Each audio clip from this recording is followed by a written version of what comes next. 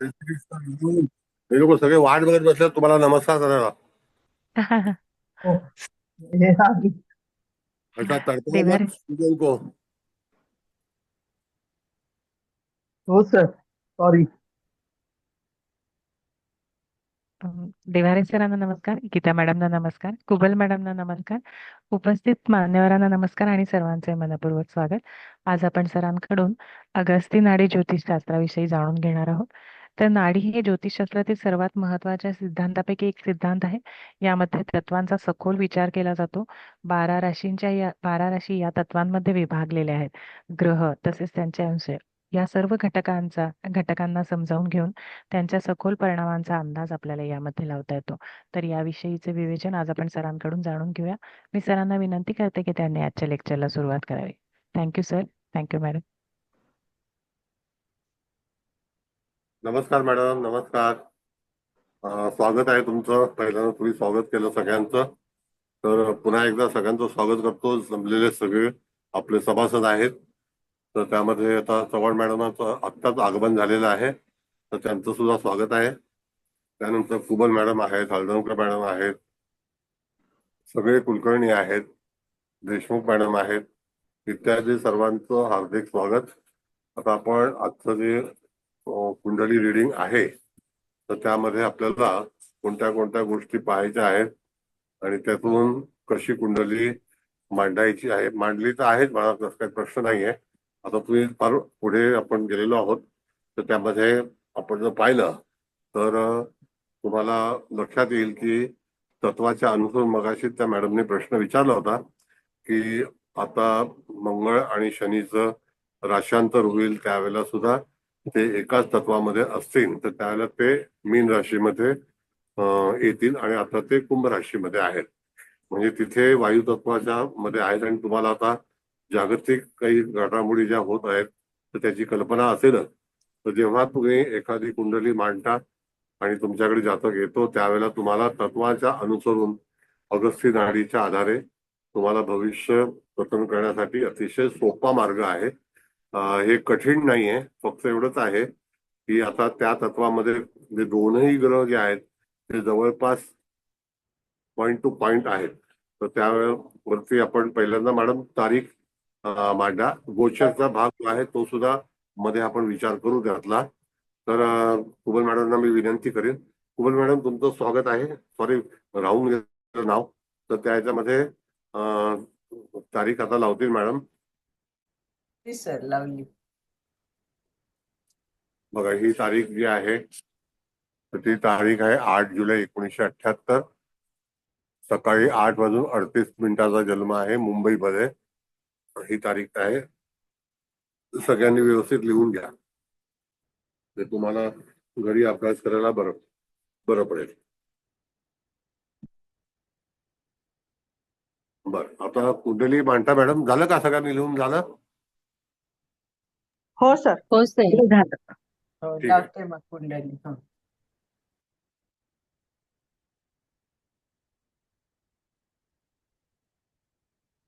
बर, आता ही कुंडली मॅडमने लावलेली आहे. तर कर्क लग्नाची कुंडली आहे. लग्नात आहे, बुध सुद्धा आहे. धनस्थानामध्ये शुक्र मंगळाची युती आहे. त्यामध्ये आपण पाहिलं तर गुरु आणि सूर्य हे मिथुन राशीमध्ये आहेत. म्हणजे आता अग्नितत्व, जलतत्व, वायुतत्व. आता पृथ्वी तत्वामध्ये आपल्याला बघायचं आहे की कुठला ग्रह आहे का. तर 2, 6, 10 मध्ये कोणताही ग्रह नाही. कळलं? म्हणजे पृथ्वी तत्व जे आहे ते इथे बाद झालेलं आहे. म्हणजे तिथे त्या ठिकाणी ग्रह नसल्यामुळे त्याचा विचार आपल्याला कसा करायचा, तर त्याच्यावरती आपण पुढे जाऊन विचार करणार आहोत आणि फलादेश कसा करायचा. पण पहिल्यांदा आपण बघितलं तर अग्नितत्व घ्यायचं असतं, हा नियम आहे. इथे अग्नितत्वातले जर आपण बघितलं तर तिथे मंगळा हा जो ग्रह आहे हा त्या ठिकाणी अग्नितत्वाचा मुख्य कारक ग्रह आहे. आपण मेष लग्न मांडल्यानंतर मग तशाच वेळेला मेष लग्नाला जर आपण पत्रिका मांडली तर त्या ठिकाणी शनी, मंगळ आणि शुक्र हे तीनही ग्रह जे आहेत ते आपण प्रथम स्थानी मांडल्यानंतर आपल्याला कल्पना आहे की शुक्र म्हणजे सप्तम स्थान आहे, मंगळ म्हणजे प्रथम स्थान आहे, शुक्र जो त्याच्यामध्ये आहे तो सप्तम स्थानाचा आहे आणि शनी जो आहे तर त्या ठिकाणी दशम स्थानाचा आहे आणि तो त्या ठिकाणी एकादशम म्हणजे वायू तत्वाचा आहे. कळलं का? कारण इथे वायू तत्वामध्ये एकही ग्रह नाही. मग आता असा विचार केल्यानंतर इथे आपल्याला त्यांचं जे अंतर आहे पहिलं सिंहराज घ्यायचे आहे. तर अंतरमध्ये मंगळ हा पुढे आहे का आघाडीवरती बघा होय कोण होय आहे? सर. मंगळ आहे लीडर. 20 हा, अंश आहे ना. तर मंगळ हा तिथे आहे. तर त्या ठिकाणी मंगळाच्या बाबतीमध्ये आपण विचार केला तर त्याचं लिडिंग जे आहे म्हणजे तो लीड करणार आहे. तर त्या ठिकाणी मंगळ हा मेषेचं कार्य करणार आहे आणि ते अग्नितत्वातलं आहे. मग त्या ह्याच्यातून तिथे आपण जर पाहिलं तर मंगळ हा आघाडीवरचा प्लॅनेट आपण समजू. त्यानंतर खालोखाल शनी आहे का मॅडम? होय होय शनी आहे 4 आणि मग शुक्र एकच आहे एका शुक्र आहे. शुक्र जस्ट हो अरायवल आहे ना? होय होय होय. बर. आता ह्याच्यामध्ये शनी जो आहे तो 4 अंशाचा आहे. मॅडम पत्रिकाचे हे लावा का दुसरं कोष्टक जे आहे ते? अच्छा लावते लावते लावते. बघा हेच. हा, आता ह्याच्यामध्ये सगळ्यांना स्पष्ट ग्रह दिसतील हो व्यवस्थित. हो हो आपण पहिल्यांदा मंगळ, शुक्र आणि शनी ह्या 3 ग्रहांबद्दल बोलत होतो. तर त्यावेळेला तुम्ही बघितलं तर शनीची जी डिग्री आहे ती 4 अंश आहे ना? हो 4 अंश 25 बरं. कला आणि 52 निर्देश कला. करते वेळी ती जी रास आहे अग्नितत्वाची आणि हा अग्नितत्वाच्याच ग्रहाच्या हातामध्ये सत्य आहे. ताब्यामध्ये ती हम्म, रास आहे म्हणजे ते तत्व आहे. होय मग ते तत्व फलादेश देते वेळी 1, 5, 9 या ठिकाणी त्याचा फलादेश निश्चित मिळेल. पण अडथळा काय आहे की त्याच्यामध्ये शनी आणि मंगळाची युती ही व्हॅलिड नाहीये होय. आणि शुक्र मंगळ पण व्हॅलिड नाहीये. म्हणजे या ठिकाणी जातकाच्या जीवनामध्ये ज्या घडामोडी होणार असतील किंवा होतील तर त्याला दोष कोणता असेल ते शनी आणि जे शुक्र आहेत हे मंगळासोबत व्यवस्थित त्या ठिकाणी फलादेश देणार नाही. आता शुक्र आपण बघितलं तर वायू तत्वाचा आहे. शनी हा सुद्धा वायू तत्वाचा आहे आणि त्या ठिकाणी तो अग्नितत्वामध्ये आलेला आहे. म्हणजे त्या ठिकाणी जेव्हा अग्नितत्वामध्ये हे ग्रह आल्यामुळे जातकाच्या जीवनामध्ये आपण फलादेश करते वेळी तुम्हाला असा विचार केला पाहिजे की ते शनी आणि शुक्र हे 2 ग्रह मंगळाच्या अतिशय मागे आहेत आणि त्याच्यामुळे त्याच्यावरती अग्नितत्वाचं मूळच राज्य हे मंगळाकडे असल्यामुळे त्या ठिकाणी शनी आणि शुक्र हे डिपेंडेंट प्लॅनेट म्हणून लाईफ टाईम आपल्याला विचार करायला हवे केले पाहिजे. म्हणजे इथे मंगळ आघाडीवरती आहे. आता मंगळ जरी आघाडीवर असला तर नियम काय सांगतो, एखादी पत्रिका आपण जेव्हा मंगळात हा पुढारी आहे आघाडीवरती आहे तर त्यावेळेला त्या ठिकाणी जातकाला सहजासहजी सगळ्या गोष्टी प्राप्त होणार नाहीत, मिळणार नाहीत. आणि जर आपण दुसरा विचार केला तर इथे अख्ख्या संपूर्ण कुंडलीमध्ये गुरु हा ग्रह जो आहे होय. तो त्या ठिकाणी वायू तत्वामध्ये 23 अंशावरती आहे. हम्म, आपण गेल्याला जी चर्चा केली होती की त्यामध्ये सगळ्यात जास्ती डिग्री भोगलेला ग्रह आणि तो सुद्धा मंद गतीचा ग्रह आहे. त्याने 23 अंश भोगलेले आहेत म्हणजे वायू तत्वामध्ये तो दीर्घकाळ वास्तव्य करून आहे.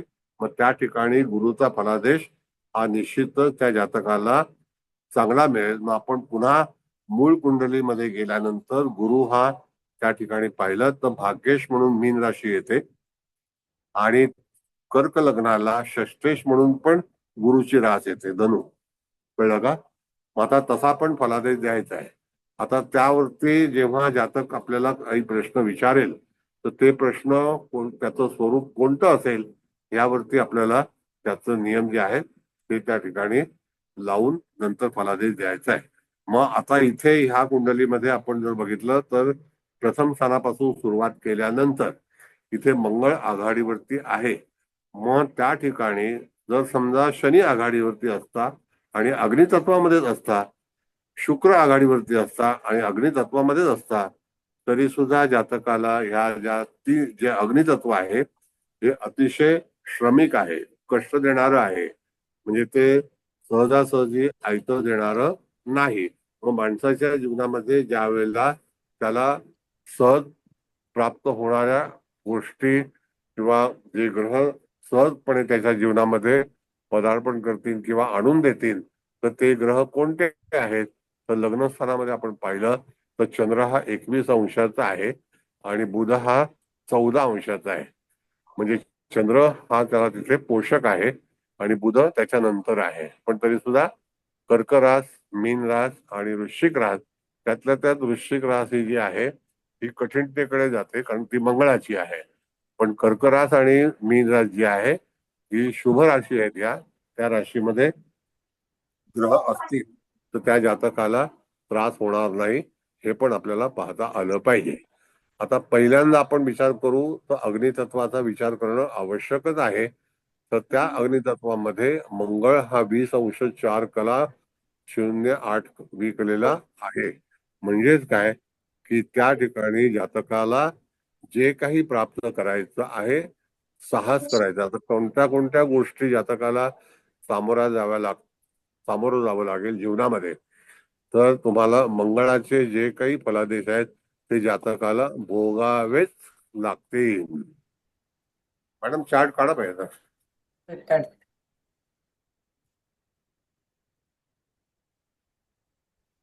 कळलं का?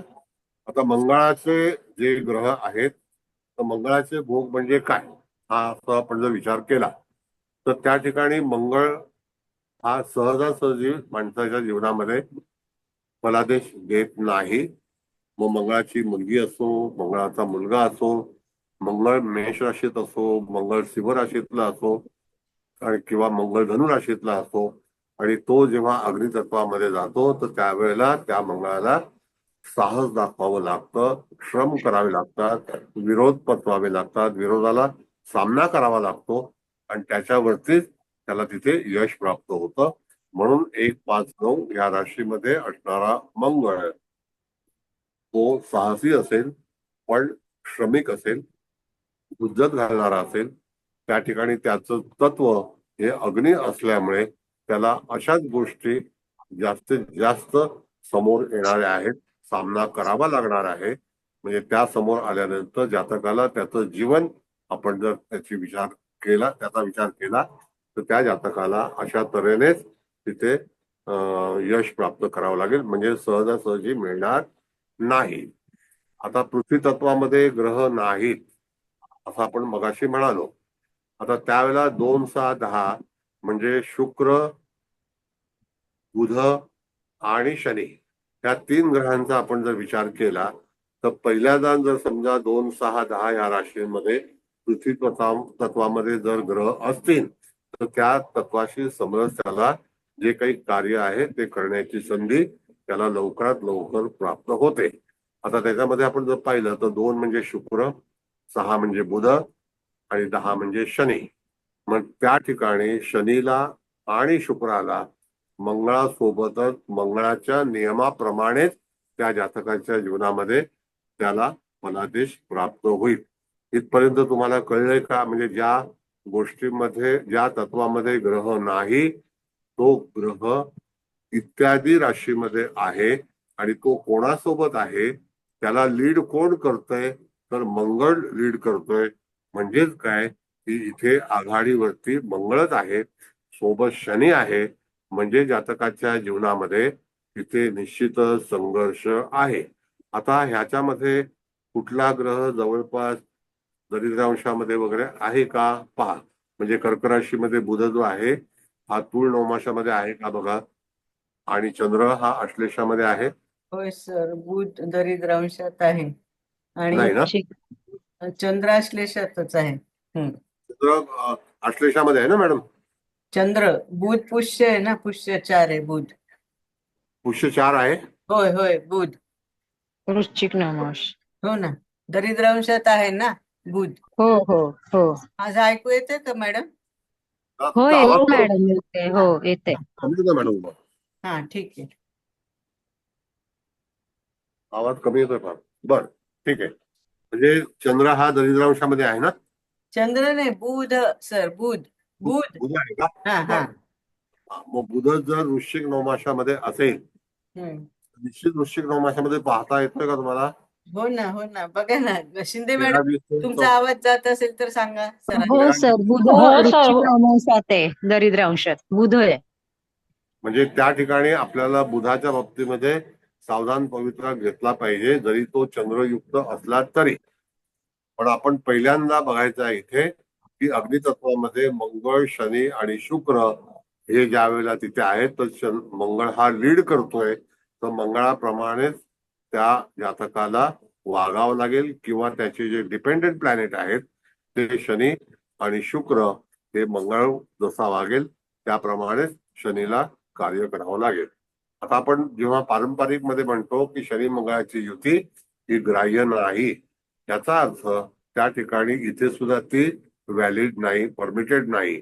मग अशा वेळेला पत्रिका तपासते वेळी जर यदा कदाचित जर शनी हा जर धनुराशीमध्ये असता, सिंहेत असता, तरी सुद्धा तोच नियम लागू पडला असता. पण जर कदाचित शनी आणि शुक्र दोघं एकत्र असते आणि मंगळ सोबत नसता तर एक वेळेला चाललं असतं. पण इथे मंगळ लीडर आहे आणि तो त्याच्या युतीमध्ये आहे, त्या राशीमध्ये आहे, तत्वामध्ये आहे. मग इथे जातकाच्या जीवनामध्ये अनेक प्रसंग निर्माण होतील.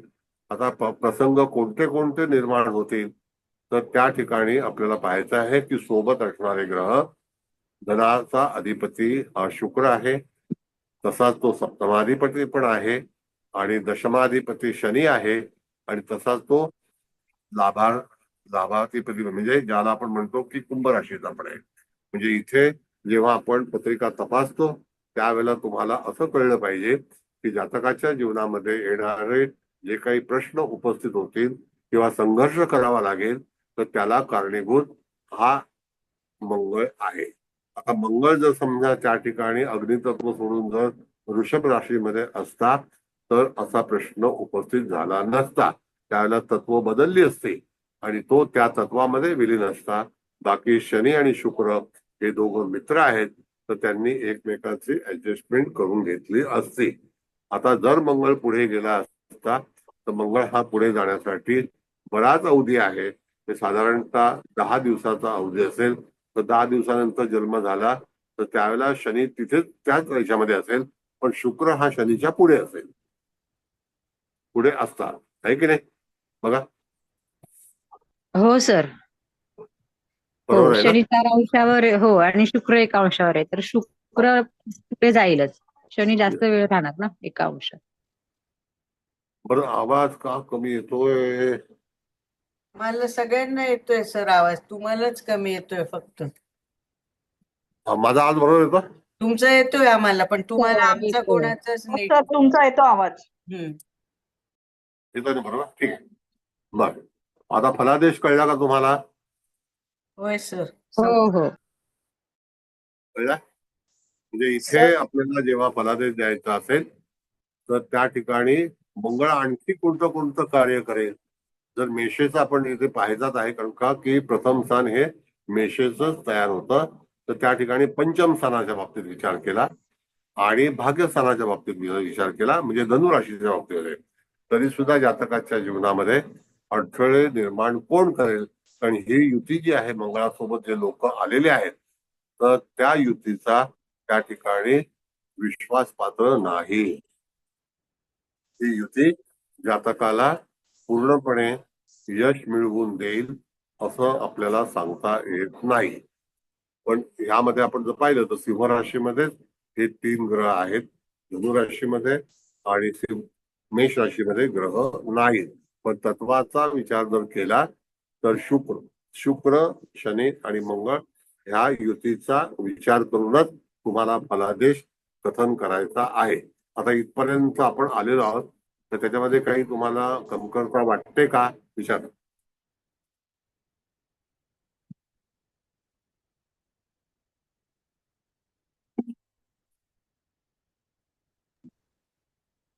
नाही सर बरोबर आहे.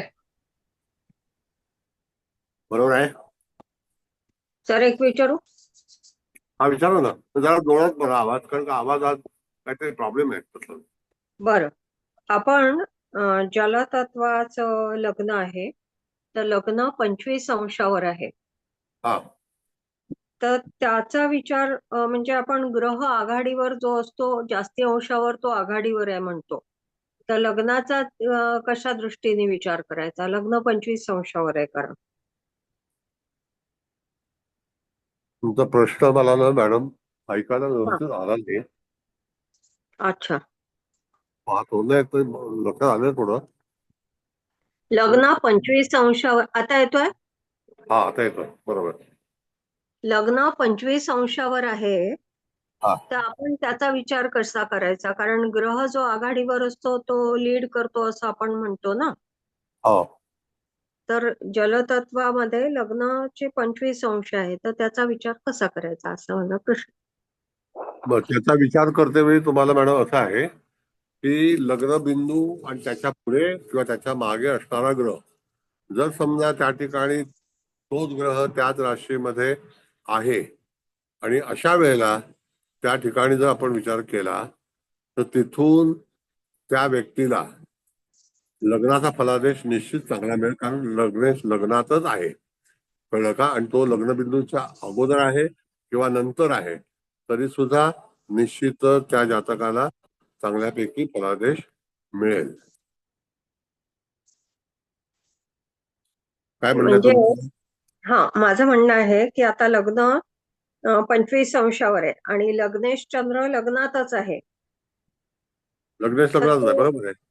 तर तो जलतत्वाला लीड करेल इथे ना. लग्नबिंदूच्या याच्यामध्ये आपण विचार करायचा नसून त्या ठिकाणी असलेला चंद्र हा लग्नेश स्वतःच आहे, हम्म कळलं का? हम्म हम्म म्हणजे तिथे निश्चितच जातकाला चांगला फलादेश हा प्राप्त होईल. हम्म नाही, तिथे बुध आहे. तर बुध 14 अंशावर आहे. दरिद्रांशामध्ये गेल्यामुळे हा. त्या दरिद्रांशामध्ये गेल्यामुळे तिथे तो फेल झालेला आहे. नाही, इन केस समजा जर तो त्याचे अंश जास्ती असते, समजा 25 अंश असते, हा तर आपण हा कसा विचार केला असता? हा मग त्या ठिकाणी बुधा हा फेवरेबल असता. अच्छा. बुधा हा फेवरेबल असता आणि बुधाच्या ज्या राशी आहेत त्याच्यामध्ये वर्किंग जी जोडियाक आहे त्याला कन्या रास म्हटलेलं आहे, जी कार्यकारी म्हणतो आपण त्याला. बुधाची रास कन्या आहे ना मॅडम, आणि एक मिथुन आहे. बुधाला एक पृथ्वी तत्व आहे आणि एक वायू तत्व आहे आणि तो तिथे जलतत्वामध्ये असेल आणि शुभ राशीमध्ये आहे, शुभ ग्रहासोबत आहे आणि बुध तुमच्या म्हणण्याप्रमाणे जर जास्ती अंशाचा असता तर तो तिथे निश्चितच आघाडीवरती त्याचा लिडरशिप त्यांनी दर्शवली असते. Got it? धन्यवाद सर. लक्षात आलं मॅडम तुम्हाला? Sir thank you. नाही लक्षात आलं का? हो, आलं आलं आलं सर. थँक्यू. कोण बोलतोय आपण? मी अंजली भिडे बोलतेय. हा बरं ठीक आहे. हा. हा बरं, आणखी कोणाला काही विचारायचं आहे? सर अगर मंगळ जर कन्या राशीमध्ये जर असला तर त्याचा फळादेश कसा असता? हा, तर त्याच्यामध्ये बघा कन्या राशीमध्ये आपण जर पाहिलं तर त्या ठिकाणी ती रास पृथ्वी तत्वाची आहे आणि आपण नेहमी सांगितलेलं आहे की जर समजा पृथ्वी तत्वाच्या राशीमध्ये एखादा ग्रह असेल तर जातकाचं कार्य हे जीवनामध्ये लवकरात लवकर सुरू होतं, मग त्याची नोकरी असो किंवा व्यवसाय असो. ओके तो त्या ठिकाणी मंगळ असल्यामुळे निश्चितच कामाला सुरुवात करेल ओके असं सर. दर्शवलं जातं. हा sir. Thank you sir.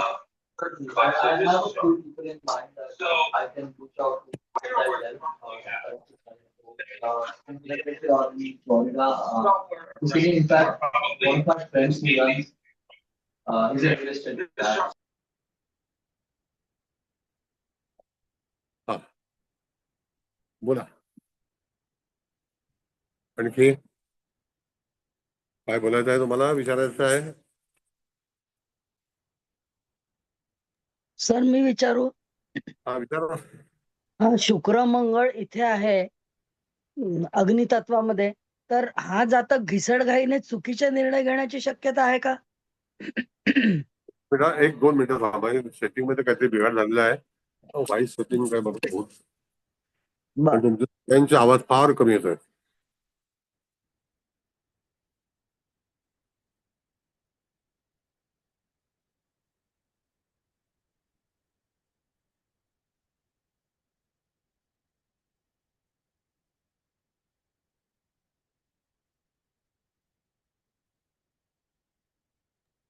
Kubal madam. हा बोला. बोला ना. मॅडम, आवाज का तर कमी येतोय? कुबल मॅडम, मला हा. पत्रिका थोडीशी दाखवता का किंवा सांगता का लग्न कुठलं होतं? हा कर्क लग्न लग्न आहे. होतं. हा हा, मी उशिरा जॉईन झाले, हा. बाहेर गेले होते जरा. डेट ऑफ बर्थ घेतलीये का तुम्ही? नाही मॅडम, डेट ऑफ बर्थ हा पण हा. नाही. असं ऐका लवकर. 8 जुलै 1978 आणि टाइम हा आहे सकाळी 8:38 मुंबईचा हा जन्म आहे आणि जातक पुरुष आहे. मग आता म्हणजे पटकन तुम्ही काढू शकाल ना? हा. हो ठीक आहे. हो कर्क लग्न आहे ना? हो हो, कर्क लग्न आहे, बुध चंद्र आहेत लग्नात. हो ठीक आहे, चालेल, थँक्यू. ठीक आहे, ओके. बर. सर मी विचारू? हा विचारा जरा. जरा हा. जोरात बोला, कारण इथे आवाज नाही येत मला. शुक्र मंगळ हे अग्नितत्वामध्ये आहे, तर हा जातक घिसडघाईने निर्णय घेऊन चुकीचे निर्णय घेईल असं घडू शकेल का याच्या बाबतीमध्ये? काय म्हणता तुम्ही? मंगळ आहे ना, मंगळ, त्याच्यामुळे हा फार चटकन निर्णय घेईल, पण ते चुकीचे असतील असं होऊ शकेल का शुक्र नाही, मंगळ आता असल्यामुळे? याच्यामध्ये सांगतो तुम्हाला काय असेल. हा ह्याच्यामध्ये मॅडम असं आहे की जातकाच्या जीवनामध्ये ज्या हा वेळेला कदाचित हे मंगळ शुक्र शनी हे एक आलेले असल्यामुळे त्या ठिकाणी हा. जातकाला मंगळ शुक्र शनी हे पॉझिटिव्ह फलादेश देणार नाही. काही ना काहीतरी विघ्न हे निर्माण होणार. आपण पहिलं सांगितलं की प्रथम स्थानामध्ये शनी मंगळाची युती झालेली आहे, मंगळ अग्रेसर आहे आणि मंगळ हा त्या ठिकाणी शुक्राला आणि शनीला निश्चितच तिथे हानी पोहोचवू शकेल. आलं लक्षात? हो सर, आलं लक्षात. Thank you sir. आता आवाज तुमचा बरोबर आला, कारण मी आता हा. सेटिंग मध्ये जाऊन करेक्शन केलं होतं. ओके सर, आता ओके, आता थँक्यू. बोला. व्हॉइस इज गुड, नो हा, प्रॉब्लेम. म्हणजे तिथे थँक्यू सर. परत सांगतो तुम्हाला मॅडम की हा आपण आता परत हे करूया की मेष राशीमध्ये, सिंह राशीमध्ये, धनु राशीमध्ये या तिन्ही ग्रहांचा फलादेश हम्म. हा चांगला मिळणार नाही. कारण हा का की तिथे मंगळ शनी आणि शुक्र हे तिघही एकत्रित असल्यामुळे जातकाची अपेक्षा ही जर शुक्राच्या बाबतीमध्ये असेल, जातकाची अपेक्षा ही शनीबद्दल असेल, तर त्या ठिकाणी विघ्न निर्माण होतील आणि तिथून मनासारखा फलादेश त्याला तिथे भोगता येणार नाही. ओके सर, कळलं? कळलं सर, थँक्यू सर. धन्यवाद. हा भिडे मॅडम, मगाशी तुमचा प्रश्न होता, मला बरोबर ऐकायला येत नव्हतं. आता तुम्ही बोलू शकता, बोला. हा, मला असं विचारायचं होतं की लग्न जास्ती अंशावर आहे हा, आणि ते जलतत्वाचं आहे. तर ओके, आपण जसं जो ग्रह जास्ती अंशावर असेल तो लीड करतो असं म्हणतो, तर बरोबर लग्न बरोबर. जास्ती अंशावर असल्यामुळे चंद्र लीड हो करेल. हो म्हणजे बुध इथे 14 अंशावर आहे, पण इन केस तो जरी जास्ती अंशावर असला तरी तो लीड करेल का असं म्हणावं लागेल का आपल्याला? हो. काय सांगतो. आता जर बुध तिथे असता जास्ती अंशावरती असं तुमचं म्हणणं आहे, बरोबर आहे? हो आणि तो लग्नबिंदू हा जो पार्ट आहे ना मॅडम, हे आपल्याला फक्त इंडिकेशन पाहिजे की लग्नबिंदू हा किती अंशाचा आहे, त्याला अनुसरून ते जे नक्षत्र जे आहे, आता लग्नबिंदू समजा 20 अंशाच्या पुढे आहे तर आश्लेषा नक्षत्र बिंदू आहे, तर त्या आश्लेषा नक्षत्राचा फलादेश त्या जातकाला मिळेल. आता त्याच्या पुढे जाऊन जर बुध असेल, जो कुठलाही ग्रह असेल, समजा शनी असेल, तरी सुद्धा त्या लग्नाला शनी रूल करेल, लग्न रूल करणार नाही. अच्छा. कळलं का? कारण का की जरी लग्नाचे अंश समजा 28 आहेत असं आपण समजू, आणि एखादा रूल करणारा ग्रह हा 26 अंशाचा आहे, तर 28 पेक्षा तो कमी आहे ना. तर लग्नाला प्लॅनेट नाही आहे, लग्नाला जो अधिपती आहे तो जरी त्याच्यामध्ये असला आणि तो लग्न अंशाच्या मागे जरी असला, पण तो कुंडलीमध्ये लीड करत असेल, तर त्याचा निश्चितच प्रभाव जातकाच्या जीवनामध्ये चांगल्यापैकी मिळू शकेल. आलं लक्षात?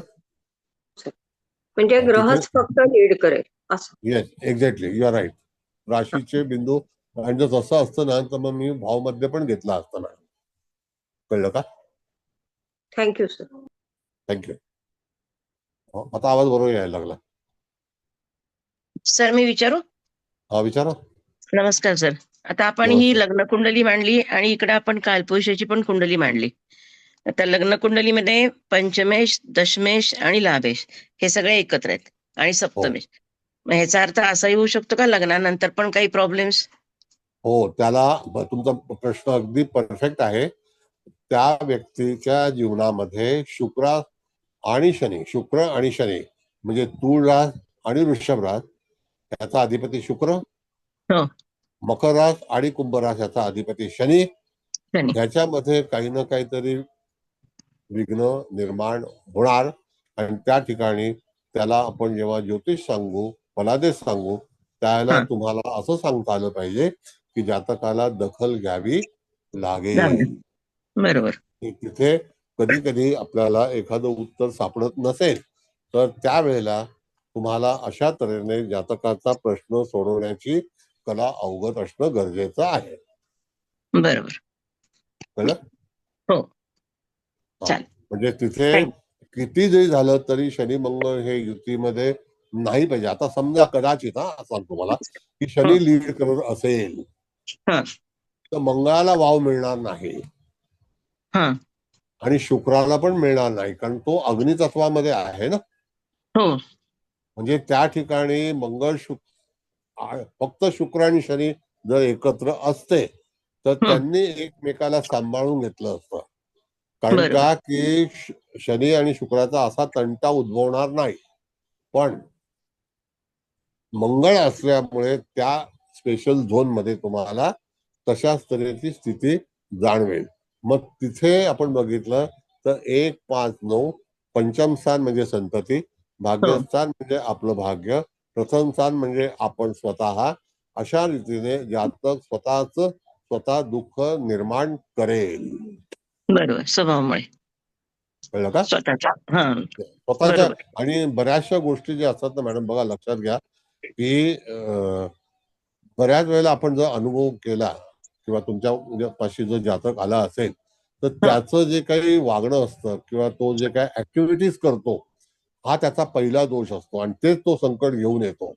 तर तुम्हाला जर चांगल्यापैकी अप्रोच करायचा असेल, समतोल राहायचं असेल तर त्या ठिकाणी त्या तत्वामध्ये असणारा ग्रह हा डेफिनेटली तुम्हाला त्या ठिकाणी पॉझिटिव्ह होईल. आता उदाहरणार्थ आपले मुख्यमंत्री जे आहेत त्यांचा वायू तत्वातला गुरु लग्नी आहे, पण त्याच्या सोबतच तिथे समोर अग्नितत्वामध्ये शनी आहे.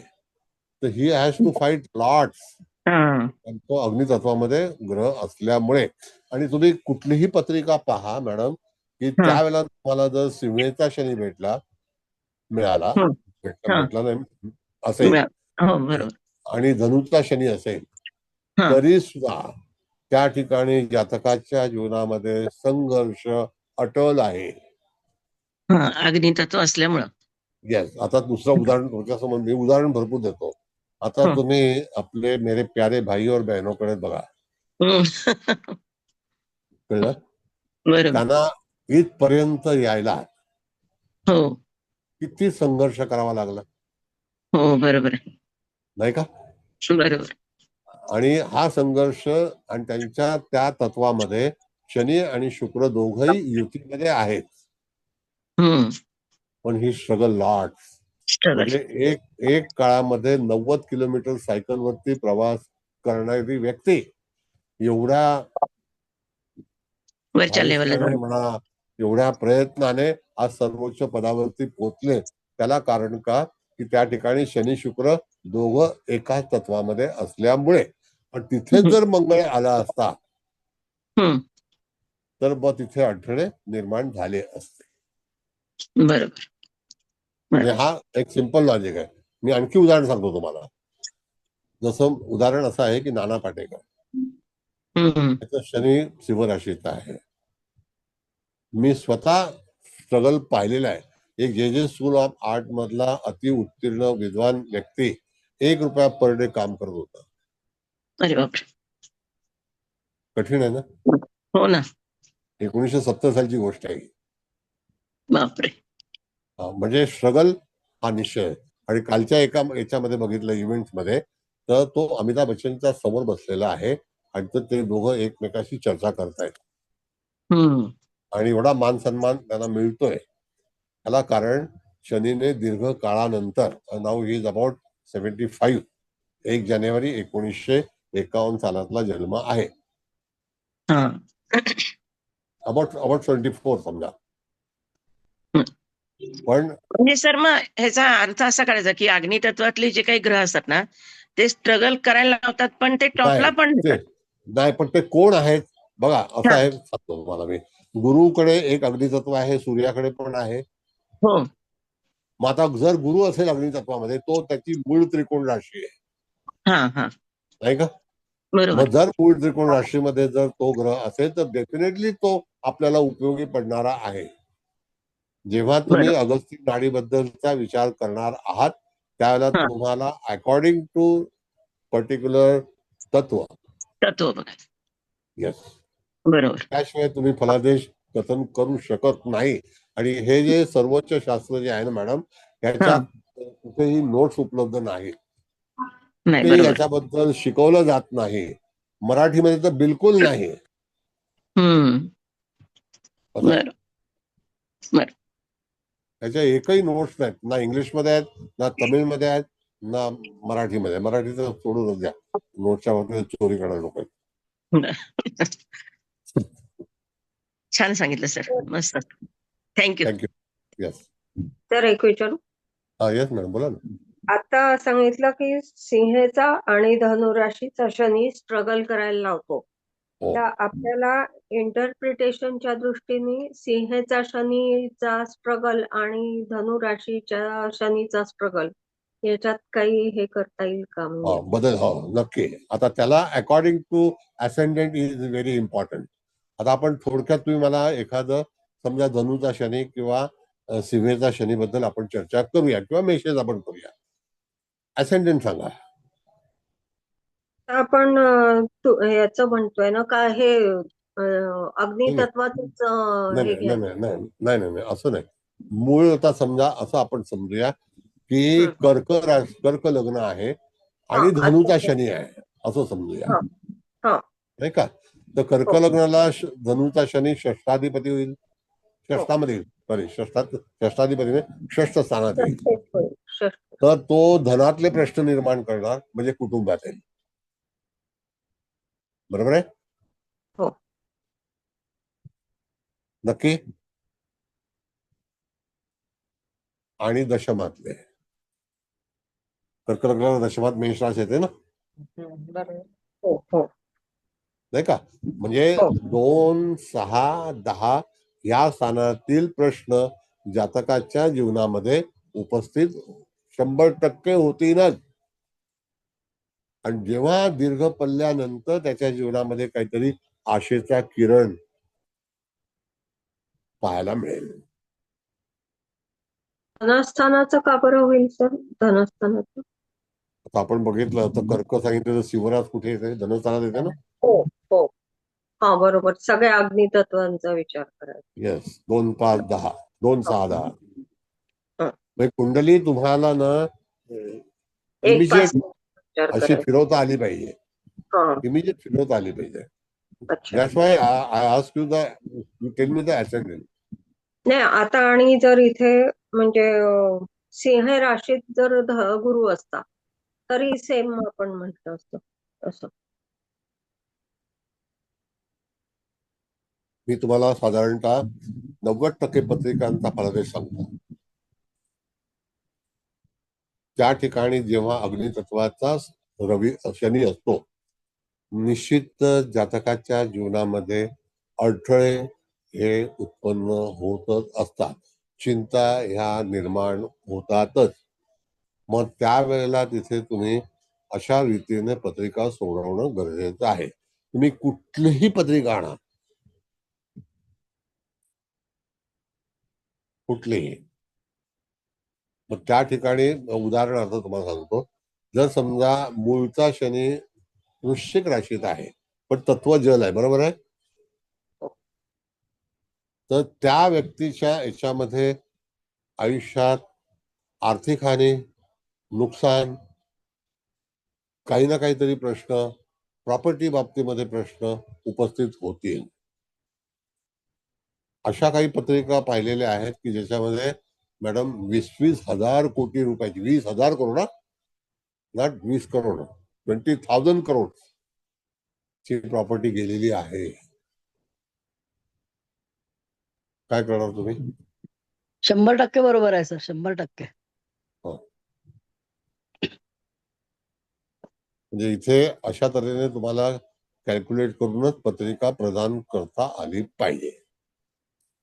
नाही तर आपण काय करतो की आपल्याला ठीक आहे, पारंपरिक मध्ये तसा भाग आहे, तो आपण शिकतो, नो डाऊट, पण this is special one, this is something else.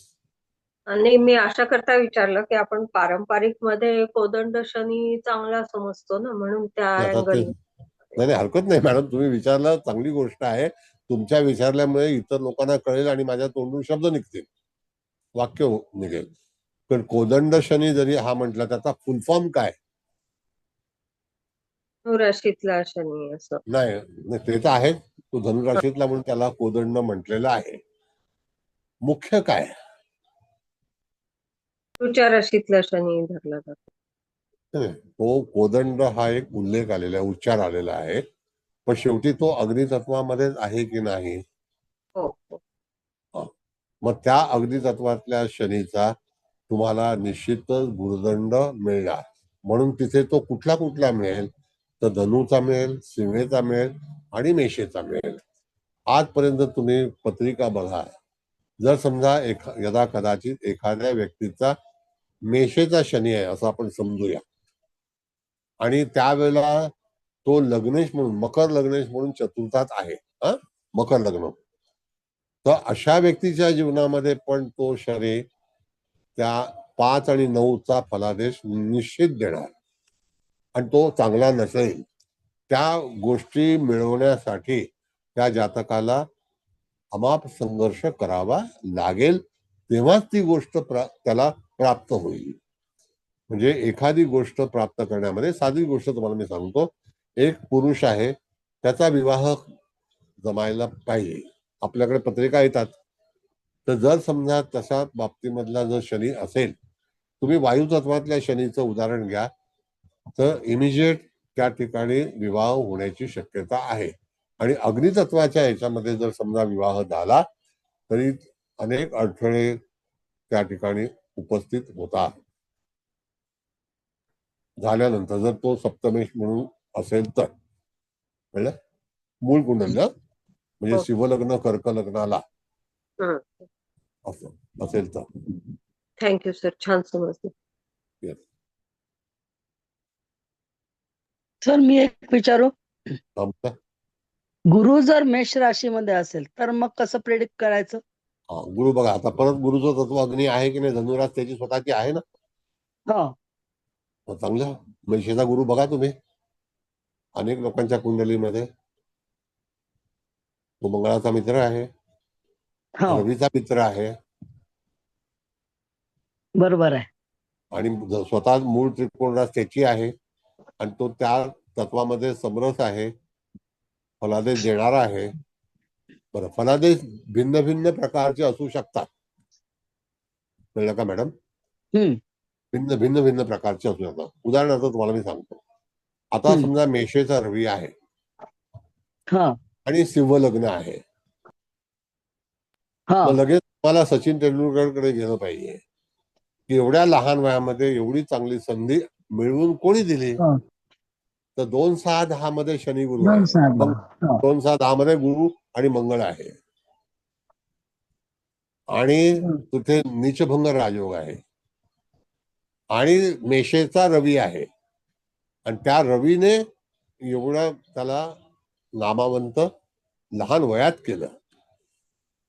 मग ते कोणाच्या सपोर्टमध्ये झालं का त्याच्या नशिबामुळे झालं, पण the person become very success in world, जागतिक कीर्ती, नाही का? हो सर, असं आहे. Thank you sir. मी विचारू, हा बोला. सूर्य गुरु आहेत ना, दोन्ही अग्नितत्वाचे ग्रह, पण आलेले इथे वायू तत्वात आहेत, ते काय फल देतील? मग आता वायू तत्वामध्ये आल्यानंतर यदा कदाचित 3-6, 3-7, 11 या 3 स्थानाशी संबंध येतो, त्यावेळेला जोडीदार म्हणजे आपली स्त्री ही शुक्रामध्ये येते, पण ती वायू तत्वामध्ये जर असेल तर त्या ठिकाणी तिथला प्रतिसाद चांगला मिळतो, लाभाचा मिळतो आणि भावंडांचा मिळतो. कालपुरुषाच्या कुंडलीमध्ये तृतीय स्थान कोणाचं येतं? मिथुन राशीचं येतं ना, मंड आणि वायू तत्वाचं आहे ते.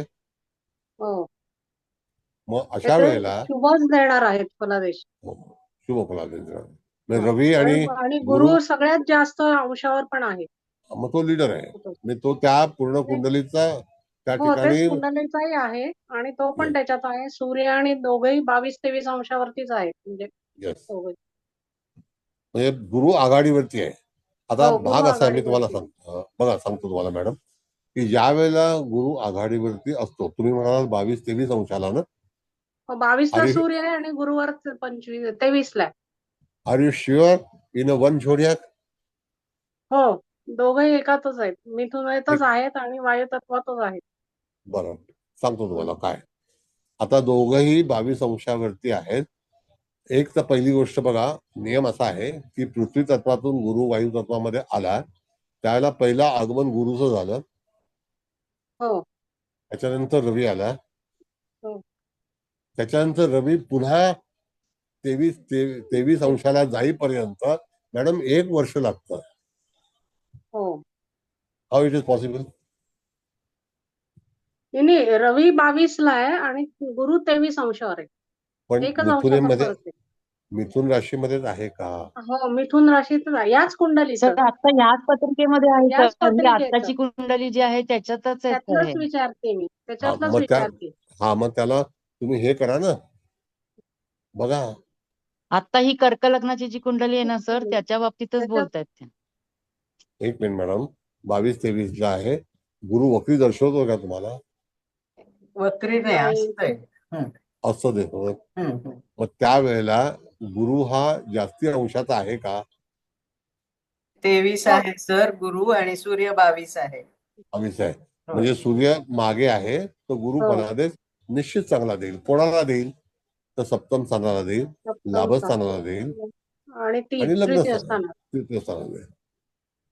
Okay sir. कळलं? बरं, हो, हो. आता ह्याच्यानंतर ऐका, ह्याच्यानंतर रवी पुढे गेल्यानंतर हा. परत हा गुरु वक्री होणार आहे हो आणि कालांतराने परत तिथे मार्गी होईल. मार्ग होईल. असं. Okay sir.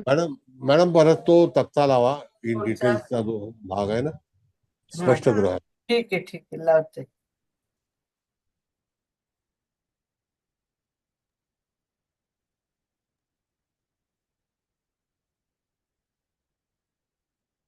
हे बघा सर लावलाय. नाही दिसत नाही अजून. नाही दिसत? नाही. बघा सगळ्यांनी बघा. नाही मला नाही दिसत नाही. अरे आता बापरे. दिसलं. आता दिसतोय. आता दिसतोय. हा. आता दिसतोय. ठीक आहे. आता सूर्य 22 आणि गुरु 23, बरोबर आहे. पुनर्वसू आणि पुनर्वसू, बरोबर आहे ना. पुनर्वसू 2, पुनर्वसू 2, हो सर, बरोबर सर. हो पुनर्वसू 1. हा, म्हणजे ते त्या नक्षत्रामध्येच आहेत. हो. आता पुनर्वसू 1 आपण बघितलं मॅडम. हो पुनर्वसू 1 हे मिथुन राशीमध्ये येतं हो आणि पुनर्वसू 2 हे ते पण मिथून येतच ना. मिथून होतच आहे. हा. आणि 4 हे कर्क चौथं राशीमध्ये येतं. तिकडे कर्क राशीत जाईल. हं. बरं, आता तुम्ही एक काम करा, क्लास संपल्यानंतर हा. डेट बदली करा आणि सूर्य पुढे गेल्यानंतर गुरुची अवस्था पहा. बर. कारण वायू तत्व आणि पृथ्वी तत्वामध्ये असा हा प्रॉब्लेम येतो आणि वृषभेला आणि मिथुनेला. हो कळलं का? हो चालेल सर. हा, बर काढा मॅडम. काढते. तुम्हाला आता फलादेश हवाय, बरोबर? हो सर. हा, फलादेश गुरु पुढे आहे, गुरुच्या वरती रवी अवलंबून आहे. आता गुरु हा धनुराशीचा कारक आहे आणि मिथुनेचा, म्हणजे 3, 6, 9, 12 मध्ये येतो ना, द्विस्वभावी राशीमध्ये. मग तिथे मध्ये मीन राशी कुठे आली कर्क लग्नाला? तर श्रेया, भाग्यस्थानामध्ये आली. फाईल कर. नाही, कर्क लग्नाला भाग्यात आली ना. भाग्यात येते. कर्क लग्नाला भाग्यात आली ना. कर्क लग्नाला बघा. हा, सॉरी, हा. भाग्यात येते. भाग्यात मग त्यावेळेला तुम्ही त्याचा विचार करून फलादेश देऊ शकता. पण तो निश्चितच या युतीमध्ये चांगला फलादेश मिळेल. चांगला. बरं, ठीक आहे सर. कळलं का? बरं, आता हो, हो, कदाचित कळलं, कळलं. सर बुधाचं काय सांगायचं? बुध दारिद्र्यांश मध्ये आहे ना. मग बुधाचं व्हॅल्यू कमी झाली. त्या माणसाचा विचार करण्याची शक्ती पण कमी असणार ना, बुध आहे म्हणजे तसा. हो, बुध कदाचित त्या ठिकाणी हानी करणारा आहे. बुध हा हानी करेल. कसली करेल? तर मिळालेल्या लाभाची करेल.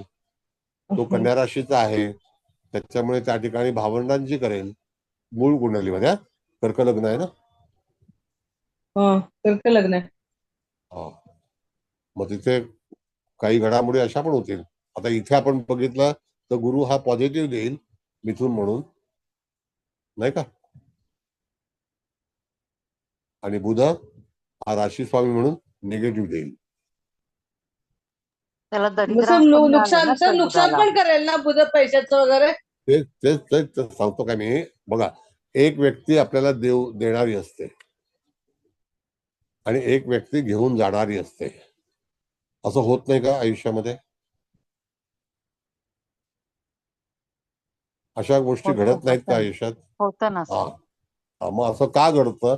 ज्यावेळेला अशी परिस्थिती असेल त्यावेळेला तुम्हाला दोन्ही जातकाच्या जीवनामध्ये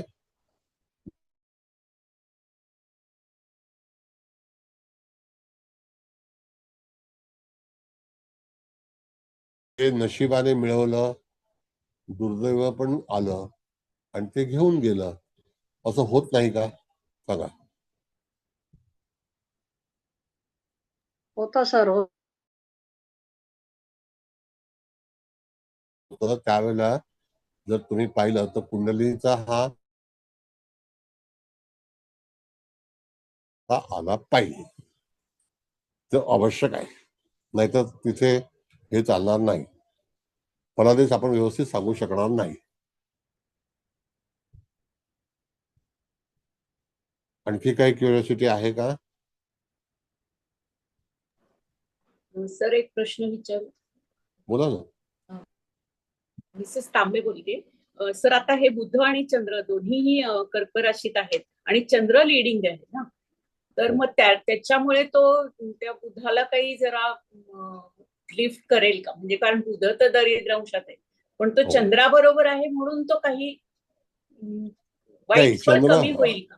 नाही, बिलकुल नाही. सांगतो तुम्हाला, चंद्राचं फलित देणार हे निश्चित आहे, कारण तो त्या स्वतःच्या राशीत आहे आणि तो लीड करतोय. पण बुध हा जो ग्रह आहे हा हानी पोहोचवणारच आहे. आणि ती हानी कशा संदर्भात असेल तर एक तर 12 स्थानाचा अधिपती आहे तो मूळ कुंडलीमध्ये, आणि पराक्रमेश आहे. म्हणजे घालवणं, यदा कदाचित आर्थिक नुकसान जे आहे किंवा व्यापारातलं नुकसान आहे. बुध हा व्यापारी प्लॅनेट आहे आणि तो दरिद्र अंशामध्ये असल्यानंतर कालांतराने जातकाच्या जीवनामध्ये असा प्रसंग येऊ शकतो.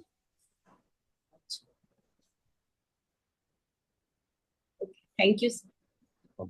आता कसं आहे तुम्हाला सांगतो मी, हल्ली एक लेटेस्ट न्यूज आहे की 3,400 कोटी रुपये, 3,000 करोड रिझर्व्ह बँकेने सांगितले की आम्ही ज्येष्ठ नागरिकांना देणार नाही ज्यांच्याकडे 1-1 कोटीचे बॉन्ड होते आणि ते मॅच्युअर झाले. ते बॉन्ड म्हणजे तुम्हाला देणं भाग आहे. मग रिझर्व्ह बँकेने सांगितलं की येस बँकेने एवढा तोटा निर्माण केलेला आहे आणि लोकांचे पैसे देणं बाकी आहे, तर जे सेव्हिंग अकाउंटला किंवा बॉन्ड ज्यांनी आमच्याकडून विकत घेतल्यात त्यांचे रद्द करण्यात आले. आणि प्रत्येकाचा 1-1 कोटीचा बॉन्ड होता. असे 3,400 कोटी रुपयाचे बॉन्ड रिजेक्ट झाले. आता सुप्रीम कोर्टामध्ये गेलेली केस तो भाग वेगळा, पण मॅच्युरिटी झाल्यानंतर रिझर्व्ह बँकेने पैसे देण्यास मनाई केली. आता काय म्हणाल तुम्ही? असं नुकसान बुध करू शकत नाही का? कदाचित रॉंग इन्व्हेस्टमेंट असेल. बुध हा चक्रवाढी व्याजाचा कारक ग्रह आहे, कंपाऊंड इंटरेस्टचा. त्या ठिकाणी हानी झाली ना. मग अशा पद्धतीची हानी दरिद्रांशामध्ये बुध असेल आणि तो त्या ठिकाणी चंद्रासोबत असेल तर जातकाच्या विचारांमध्ये कधी कधी आता कितीतरी घोटाळे आपण पाहतो, तर अशा घोटाळ्यामध्ये मनुष्य पैसे गुंतवत नाही का. आमच्याकडे दादरला केस झाली ती याच्यामध्ये झाली, टॉरस मध्ये. त्यातून पेंडिंग आहे, त्याचा त्याला 10 वर्ष लागतील. पैसे एकाचे तर 4 कोटी रुपये गेले. एक भाजी विक्रेता आहे, त्याचे 4 कोटी रुपये गेले. म्हणजे पैसे जाण्याकरता काय त्याचं नशीब. त्या बँक म्हणजे ती जी होती पेढी होती त्याच्या समोरच त्याचं घर होतं, शिवाजी मंदिरच्या तिकडे दादरला. ही दुर्बुद्धी सुचली की नाही मला सांगा. आणि एक मनुष्य पैसे घेऊन आला होता, पण एवढी रांग बघून तो पैसे घेऊन परत गेला. तो सुदैवी आहे की नाही. त्याचा बुध चांगला असेल. म्हणजे नशीब कसं चालतं. नशीब त्यालाच नशीब म्हणतात. आता आणखी एक भाग आपण असा विचार करू. समजा हे मीन लग्न असतं आणि सप्तमेश म्हणून बुध दरिद्रांशामध्ये असतात आणि तो कर्क राशीमध्येच असता असं समजा. तर आलेला जोडीदार हा कदाचित आर्थिक नुकसानमध्ये टाकून आपल्याकडून पलायन करू शकतो किंवा नुकसान मध्ये आणू शकतो, नाही का. मुंबईमध्ये एक हॉस्पिटल आहे, मी नाव सांगत नाही मॅडम. त्या हॉस्पिटलची किंमत साधारणतः 15,000 कोटी रुपये आहे.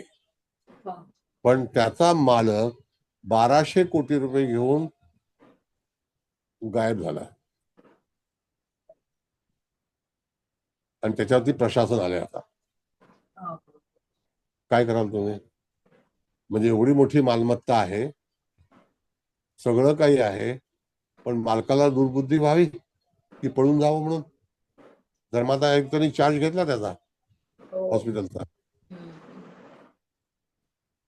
मग अशा घटना जेव्हा घडतात त्यावेळेला तुम्हाला कुंडली व्यवस्थित तपासता आली पाहिजे. हा एक प्रॅक्टिकल पार्ट आहे.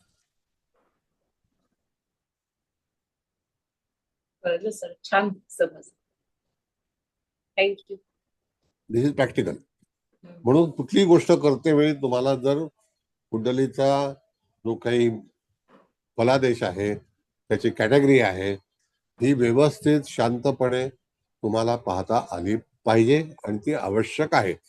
नुसतं आपण म्हणतो की हा अग्नितत्वातला आहे, किती छान आहे वगैरे वगैरे इत्यादी. मग एका झोन मध्ये जर 2 शत्रुग्रह असतील, त्याला लीड कोण करत असेल तर त्यावेळेला तो लीड करणारा त्याचा शत्रू असेल तर मागच्या ग्रहाला तो अडचणीत आणणार हे निश्चित आहे. हे निश्चित आहे. म्हणून या जोड्या बनवताना त्या मित्र आणि शत्रू याचा जेव्हा विचार केला गेला त्याला आपल्या आचार्यांनी, पूर्व आचार्यांनी काहीतरी आधार निश्चित घेतलेला आहे, त्याशिवाय नाही. म्हणजे एकंदर ही पत्रिका पाहिली तर त्या जातकाला कष्ट तर आहेतच भरपूर आणि धनाचा लॉस होण्याची पण खूप शक्यता आहे. म्हणजे तसं शक्यता खूप आहे. शक्यता आहे. बघा आता परवा आपण शनिवारी जी पत्रिका शिकलो तर त्याच्यातला तो मला असं म्हणजे अजून भरपूर शिकवायचे, त्याच्यामध्ये भरपूर अडचणी आहेत. पण त्या ठिकाणी दोघही लोक विवाहानंतर वैवाहिक जीवनामध्ये अडचणीत आले. मी किती दुर्दैव कसं चालू आलं ते. दोघांनाही शनी दशमात यावा, दोघांच्याही याच्यामध्ये राहू असावा, तिथे शुक्र राहू, मंगळ राहू, शनी असे हे काही जे ग्रह आहेत हे जातकाच्या जीवनामध्ये निश्चितच काही ना काहीतरी घडामोडी अशा करतात की त्या ठिकाणी त्रास होतोच होतो.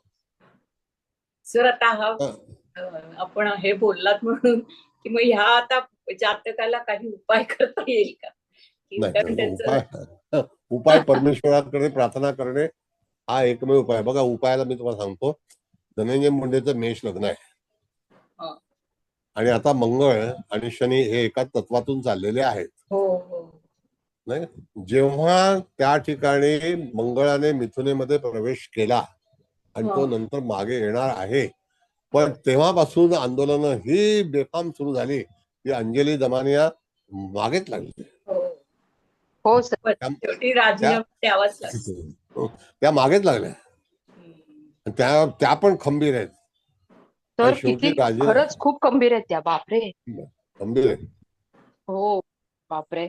त्यांचं त्यांचा strong. समर्थन वक्तव्य चांगला असेल सर.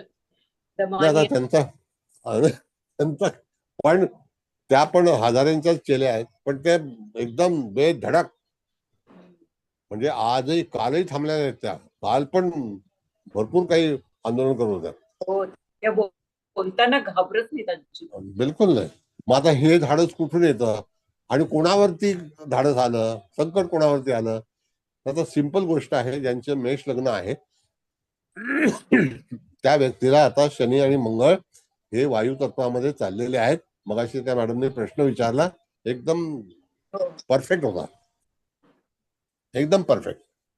तर पत्रिका पाहते वेळी तुम्हाला अशा तऱ्हेनेच योजनाबद्ध राहणं गरजेचं आहे. योजना म्हणजे प्लॅनिंग. हे असं का घडतंय? म्हणून पहिला लग्नाला त्रास होतो. लग्न कोण आहे? तर मेष आहे. आणि त्या तत्वामध्ये पराक्रम मिथुन आणि कुंभ. मिथुनेला मंगळ, कुंभेला शनी, आणि आता परत सांगतो कर्केला मंगळ येईल आणि पुन्हा 29 मार्चला मीन राशीला शनी येणार. त्याला परत ते दोघं एकत्र येणार, सोबत राहू पण असणार. मला असं वाटतं कदाचित अडचणीमध्ये वाढ होईल. हे ज्योतिषाचं फलादेश करण्याची पद्धत आहे. नाही वाटत तुम्हाला? छानच समज. हो हो अगदी छान समजलं सर. सर तेव्हा जलतत्वाच्या राशींना जास्ती त्रास होईल ना सर त्यावेळेला?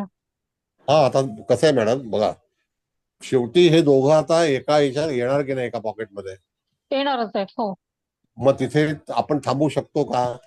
नाही थांबवू शकत. नाही थांबू शकतो. म्हणजे ते शेवटी बरं. त्यांचं जे हे आहे. आणि आता काम आहे ते तुम्हाला करणारच आहेत. येस, आणि जागतिक संकेत तुम्हाला बघा, परत सांगतो, जेव्हा ट्रम्प आले, त्या ट्रम्प आल्यानंतर त्यांनी काय काय घोषणा केल्या, सगळं जग हादरले, माहिती तुम्हाला? होय होय सर. अख्खं जग हादरलं. आता हे हादरवण्यासाठी तशाच पद्धतीचा मनुष्य आला आणि त्याने हे निर्णय घेतले, आणि ते जागतिक स्तरावरती निर्णय आहेत. होय. आणि युरोप खंड हा पूर्णपणे तिथे बाहेर निघाला, पण त्यांनी जुमानले नाही. ते मला नाही करायला पाहिजे. स्टारलिंक आलं की नाही? होय आलं ना सर. मग बरोबर. कधी फायदा कधी नुकसान, पण तरी सुद्धा परिवर्तन संसार का नियम है. बरोबर आहे सर. आता जे तिकडे आहेत तर काही विजा घेऊन गेलेले, काही महिन्यांसाठी म्हणा किंवा काही स्टुडंट, त्यांना तर फार आले होते सर. असंच मी त्यांना कल्पना दिली आहे सगळ्या गोष्टींची. पण आता सर हे जे आता आपला विषय चालला होता की जेव्हा आता कर्केट मंगळ येईल आणि पुन्हा मीनेत शनी जाईल, त्यावेळेला पूर्ण सर जलराशीचे पर्सनल लेवलवरती विचार करता सर जलराशीवाल्यांना पण तो तेवढाच आणखीन त्रास देईल. हो, म्हणजे येस येस, इथे म्हणून पहिलं पूर्वकर्म जे असतं ना मॅडम, ह्या सगळ्या घडामोडी बघा, परत मी तुम्हाला again and again I tell you की संचित कर्मानुसारच जातकाला पुढची पायरी प्राप्त होते. होय. संचित बरोबर कर्म आहे सर. Is very important. म्हणून आपल्याला जेव्हा ज्ञान आपण मिळतं की आता आपल्याला चांगलं वागलं पाहिजे. माझ्याही हातून काही चुका झाल्या असतील आयुष्यामध्ये, त्याचा भोग मला होय. भुर्दंड भरावाच लागलेला आहे. पण हो सर. आता कळत मला नकळत घडतच असतात ना सर, हा, कशाही आपल्या हातून. नाही, होय. पण आता आपण कॉन्शियस झालो समजा, हो हो तर त्या ठिकाणी मला पुढची चाल सांभाळून केली पाहिजे ना, केली पाहिजे. होय. असं आहे. बरोबर आहे सर.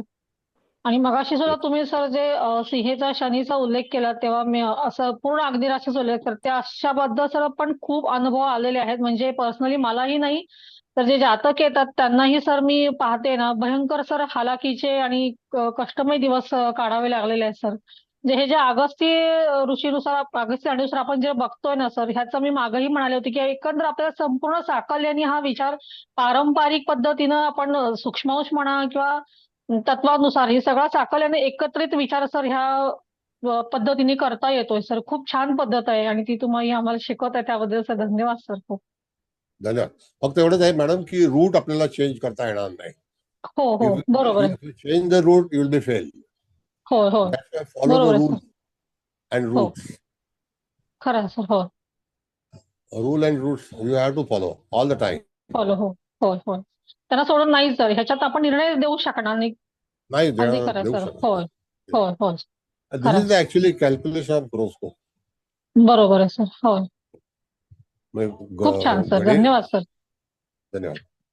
आणि शेवटी कसं बघा मॅडम, हे शास्त्र काही मी हा निर्माण केलेलं नाही, मी पण कोणाकडून शिकलेलो आहे, होय कळलं होय का? आणि खरं ह्याची पुस्तकं उपलब्ध असतील तर मी तुम्हाला निश्चितच प्रोव्हाइड केली असते, तुम्हाला दिली असते, पण नोट्स बिलकुल होय नाहीये. जे काय नाहीये. आता होय मी बोलतोय ते पूर्णपणे जे मला ज्ञात आहे, म्हणजे मी ज्यांच्याकडून शिकलेलो आहे ते मी हा तुमच्या समोर मांडतोय. बरोबर आहे सर. आम्ही सर मी ऐकलं पण नव्हतं हा विषय सर. तुमच्याकडूनच समजलाय सर. मी असं पण सांगत नाही की हे मी क्रिएट केलंय, हा माझा कन्सेप्ट आहे, नाही नाही सर. कंटेन आहे. आपण हे नाही नाही अहो, जिथं सृष्टी निर्माण करणार आहोत तिथे आपण हे विषय निर्माण करणारे कोण सर? येस, म्हणून हे तुम्ही माझं नेहमीच नाही, म्हणता हे ना शिवाचं परमेश्वराचं. शास्त्र आहे. हो हो हो हो हो, हो हो खरं आहे सर. गॉड. होय सर. म्हणून सर तुम्हाला. बोलू का? हा बोला बोला मॅडम बोला. विचारू का सर? सर आता जे आपण म्हणालात की आपल्याला रूल फॉलो करायला हवे.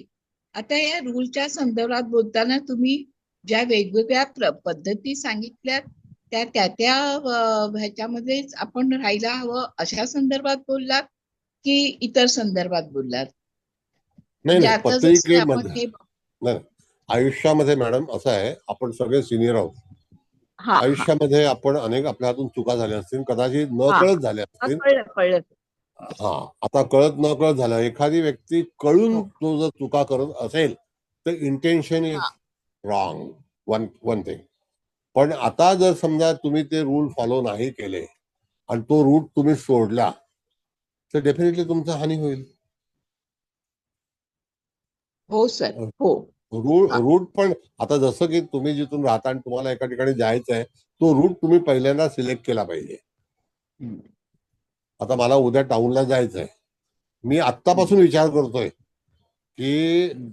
भुयारी मार्गाने बँडाला जाऊ का डायरेक्ट उबर करून मी डायरेक्ट मला त्या ठिकाणी जायचं आहे तिकडे जाऊ, असा सगळा विचार गोळाबेरीज मी आतापासून सुरू केले. म्हणजे मी रूट ठरवतोय. Got it? हा हो हो सर कळलं.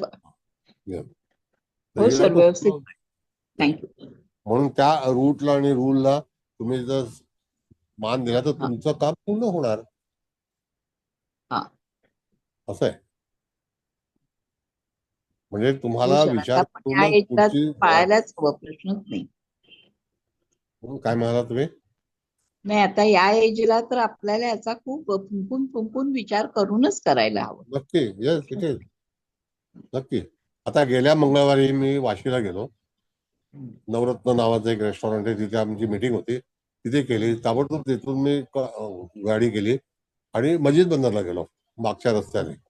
फास्ट प्रवास एकदम.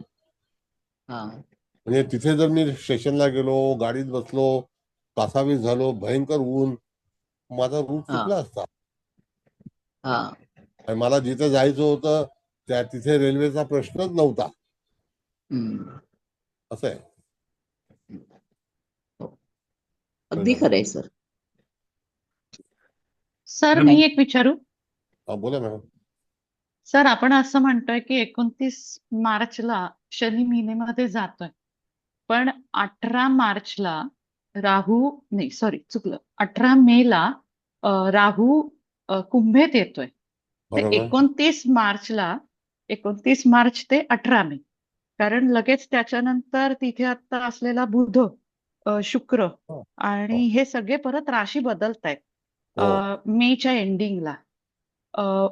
त्यामुळे फक्त आपण असं म्हणू शकतो का की 29 मार्च ते 18 मे जोपर्यंत हो.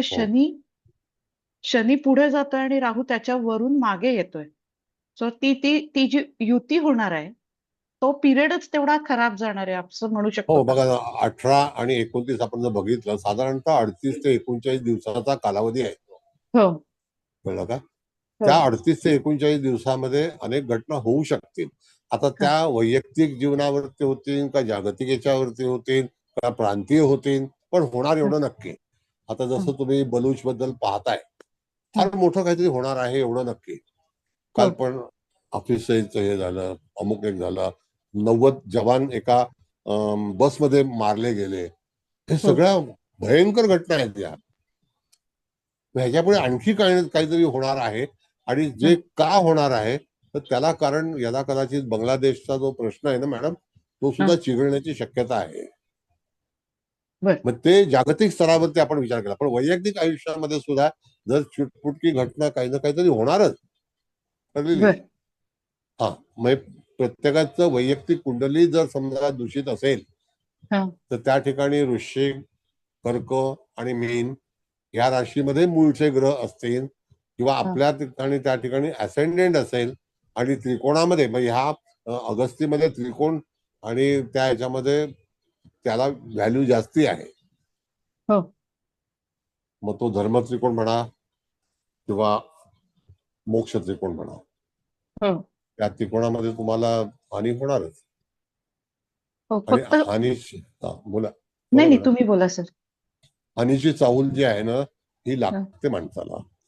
मी तुम्हाला गॅरंटेड सांगतो अगदी छाती टोकपणे, पैसे असतील तर जपून ठेवा. आजची स्थिती बँकिंग मध्ये फार त्रासदायक आहे. कुठल्याही बँकेवरती विश्वास नाही अशी काही स्थिती किंवा काही निर्णय येतील इंटरनॅशनल मॉनिटरी फंडच्या, IMFच्या, की तुम्हाला कदाचित सेव्हिंग मध्ये असणारे पैसे तुम्हाला परत मिळणार नाहीत किंवा तुम्ही विड्रॉ करू शकत नाही, असे काही धोरणे येतील. त्याच्यामध्ये फॉरेन करन्सीची जी देवाणघेवाण आहे त्याच्यामध्ये पण प्रश्न उपस्थित होतील. कारण का की अमेरिका एवढी हानी झालेली आहे अमेरिकेमध्ये की लोकांना खायला अन्न पण राहणार नाही, कदाचित अशी परिस्थिती निर्माण होईल. असे बरेच देश आहेत की त्यांची इकॉनॉमी हे होणार आहे. आणि एकतर युद्धामध्ये प्रचंड प्रमाणामध्ये खर्च केलेले आहेत. आणखी युद्ध करून कधी कधी कसं असतं, एक व्यक्ती भांडण करायला जाते, तो आणखी भांडतो आणि कोणतरी रसातळाला जातो, असा भाग आहे. काही ना काहीतरी होणार एवढं नक्की. हे जो तुम्ही जे योग सांगता ना मॅडम, त्या बाबतीत. कारण लगेचच त्याच्यानंतर 18-20 मे नंतर सगळ्या अग्नितत्वातच येत आहेत ग्रह. आता हे कसं आहे, हे तुम्ही ऑब्झर्वेशन तुमचं जे आहे ना, हाच मोठं भांडवल आहे ज्योतिषातलं. म्हणून मी नेहमी सांगतो की तुम्ही रोजचं पंचांग बघा, रोजच्या ऍक्टिव्हिटीज बघा, कुठले ग्रह कसे पास ऑन होणार आहेत, कोणत्या तत्वात जाणार आहेत. आज आपण तत्वाची भाषा करतो, राशीची करा, हरकत नाही. पण ते एकत्रीकरण जेव्हा होणार असेल तर त्यावेळेला निश्चितच कुठे ना कुठेतरी काही घडामोडी या होणारच, त्यात काही वाद नाही. Okay sir. आणि it is after all related previous karma. हो हो. आता जे काही पाकिस्तानमध्ये चाललेलं आहे तर ते पूर्वकर्मानुसार एवढी आपली हानी केली होती. आज त्यांचे 90 जवान मेले, आपले किती लोक मारले त्यांनी. मग तो निसर्ग त्यांच्यावरती बदला घेतोय ना, हा नैसर्गिक भाग आहे, निसर्गाचा आहे. म्हणजे काही ना काहीतरी घडणार एवढं नक्की. म्हणून तिथे मंगळ हा ग्रह आणि शनी ग्रह ह्याला तुम्ही नेहमी म्हणजे नजरअंदाज म्हणा किंवा दुर्लक्ष बिलकुल करू नका. Okay, thank you sir. सर विचारू का? बेंद्रे बोलतोय. येस सर, बोला. सर आता मंगळ कर्केत जाणार आहे ना 3-4 एप्रिलला, आणि शनी आता 29 मार्चला मिनीत जाणार आहे. त्यामुळे सगळ्या जलराशींची वाट लागणार आहे का? नाही, असं नाही. पर्टिक्युलर वृश्चिक रास ज्यांची असेल, लग्न किंवा हे, तर ते अफेक्ट होतील का? नाही, ऑल इफेक्ट जे आहेत ना, सगळे जे काही असेल ते तुमच्या पूर्वकर्माला अनुसरूनच आहेत. Not necessarily universal. नाही, युनिव्हर्सल इज देअर. आता बघा, काही वेळेला काल हत्ती नावाचा एक देश आहे जो आफ्रिकेमधला एक हैती. पार्ट आहे, मिडल ईस्ट मधला. हम्म, हा, तर त्याने बॉम्बिंग चालू केलं. हम्म, त्यांनी त्या जो रूट आहे शिपचा हा, त्याच्यावरती हल्ले करायला सुरुवात केली. पण हम्म, ते विद्रोही लोक आहेत म्हणजे. तर अशा तऱ्हेच्या घटना त्यांच्या बाबतीमध्ये काल त्यांनी 200 लोकांना मारून टाकलं. हम्म. बरोबर. असं आहे. मग आता याच्यामध्ये जर समजा त्या कॅनॉल मधून जर लोक प्रवास केला नाही तर हम्म. खर्चिक होणार सगळ्या गोष्टी. लांबचा वळसा घालून जायला लागेल त्यांना. येस, अवॉइड करायचं असेल तर it will be very expensive. Very expensive. मग असं प्रत्येक राशीला होईल नाही. It is depend upon the previous karma, बरोबर. एव्हरीथिंग. आणि म्हणजे आता शनी तर मीन राशीत 2-2.5 वर्ष राहणारच आहे, पण मंगळ हो बदलेलच ना. हो, परत बघा असं आहे, मंगळ पुन्हा जाऊन कर्केवरून तो वृश्चिकेला येणारच आहे. हो आणि तेव्हा ठाम तिथे शनी तिथेच राहणार आहे. हो, मग शनी तुम्हाला तिथेच राहतो. घटनाक्रम जर अभ्यास करायचा असेल, घटनाक्रम सांगायचा असेल किंवा कळवायचा असेल, तर त्याला तुम्हाला मंगळाची चाल, आपण जसं बुद्धिबळ खेळतो त्यावेळेला हो, बुद्धिबळाची चाल कशी असते बरोबर आहे. म्हणजे कर्क तशाच किंवा प्रमाणे. वृश्चिक या मधल्या काळात एवढी हानी होणार नाही. हा, पण बरोबर आहे ना. कर्केला होणार, कर्केला कर्केला आणि होणारच.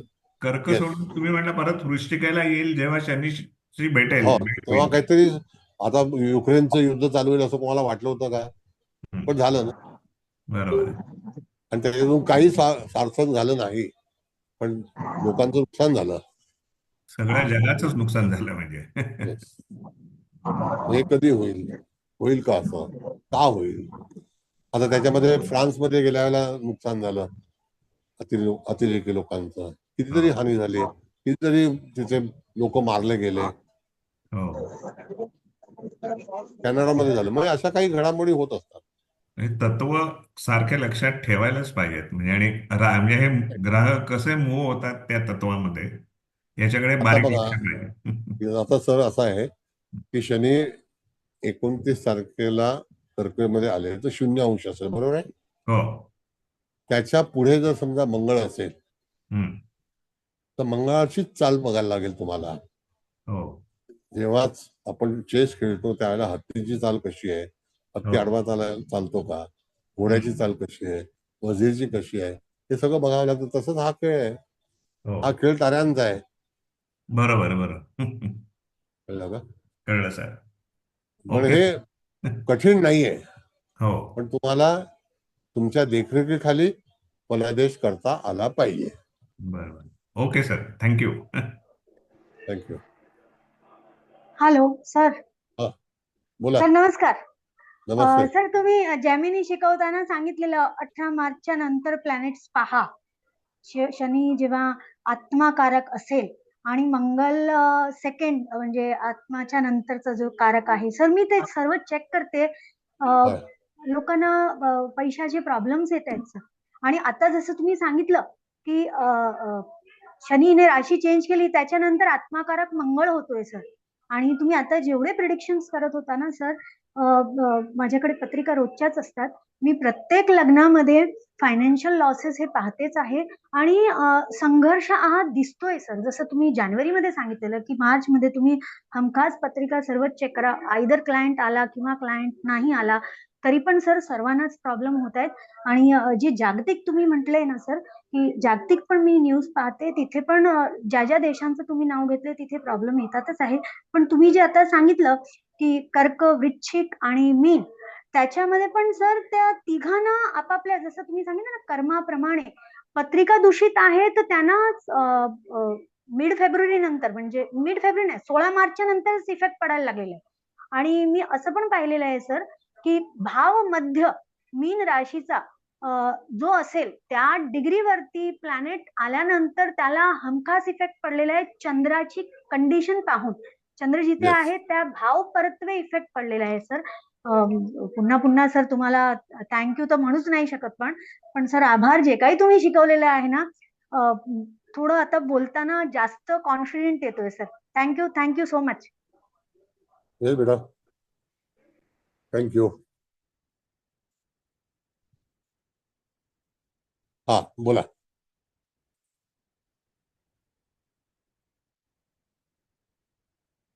आणखी कोणाला बोलायचं आहे का समारोप करायचा आहे? Chavan madam, what about you?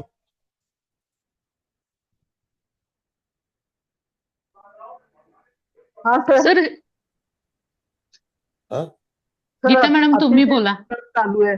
आज जे काही प्रश्न बोल? विचारतायत लोक आणि सगळं तुम्ही सांगताय तत्वांवरती, ते अतिशय सुंदर आहे सर. तत्वामुळे तत्व जी आहेत ती एकदम पत्रिकेला लागू पडतात. आणि आता जलतत्वातनं सगळं जे काही लोड झालंय जलतत्व, त्याचे प्रॉब्लेम्स जे आहेत ते होणारच आहेत प्रत्येकाच्या पत्रिकेप्रमाणे. जिथे मीनरास पडली असेल आणि प्रत्येक लग्नानुसार कुठले कुठले कुठल्या भावाचे ग्रह तिकडे आहेत त्याप्रमाणे फलादेश मिळणार आहे प्रत्येकाला. तर खूप सुंदर सर, अतिशय सुंदर शिकवताय तुम्ही. Thank you sir. धन्यवाद. सर शनी नेपच्यून युतीबद्दल काय सांगाल? हा, शनी नेपच्यूनची युती बघा, असं आहे, युती ही जी नेपच्यूनची आहे ना मॅडम, तर हा. ती स्पिरिच्युअल लाईफ साठी जास्ती वापरली जाते किंवा ओके. संशोधन. आता संशोधन नेपच्यूनचं कसं आहे तुम्हाला सांगतो. ज्या वेळेला तुम्ही आकाशामधलं जे संशोधन करता, आता विल्यम आलेली आहे, कळलं का?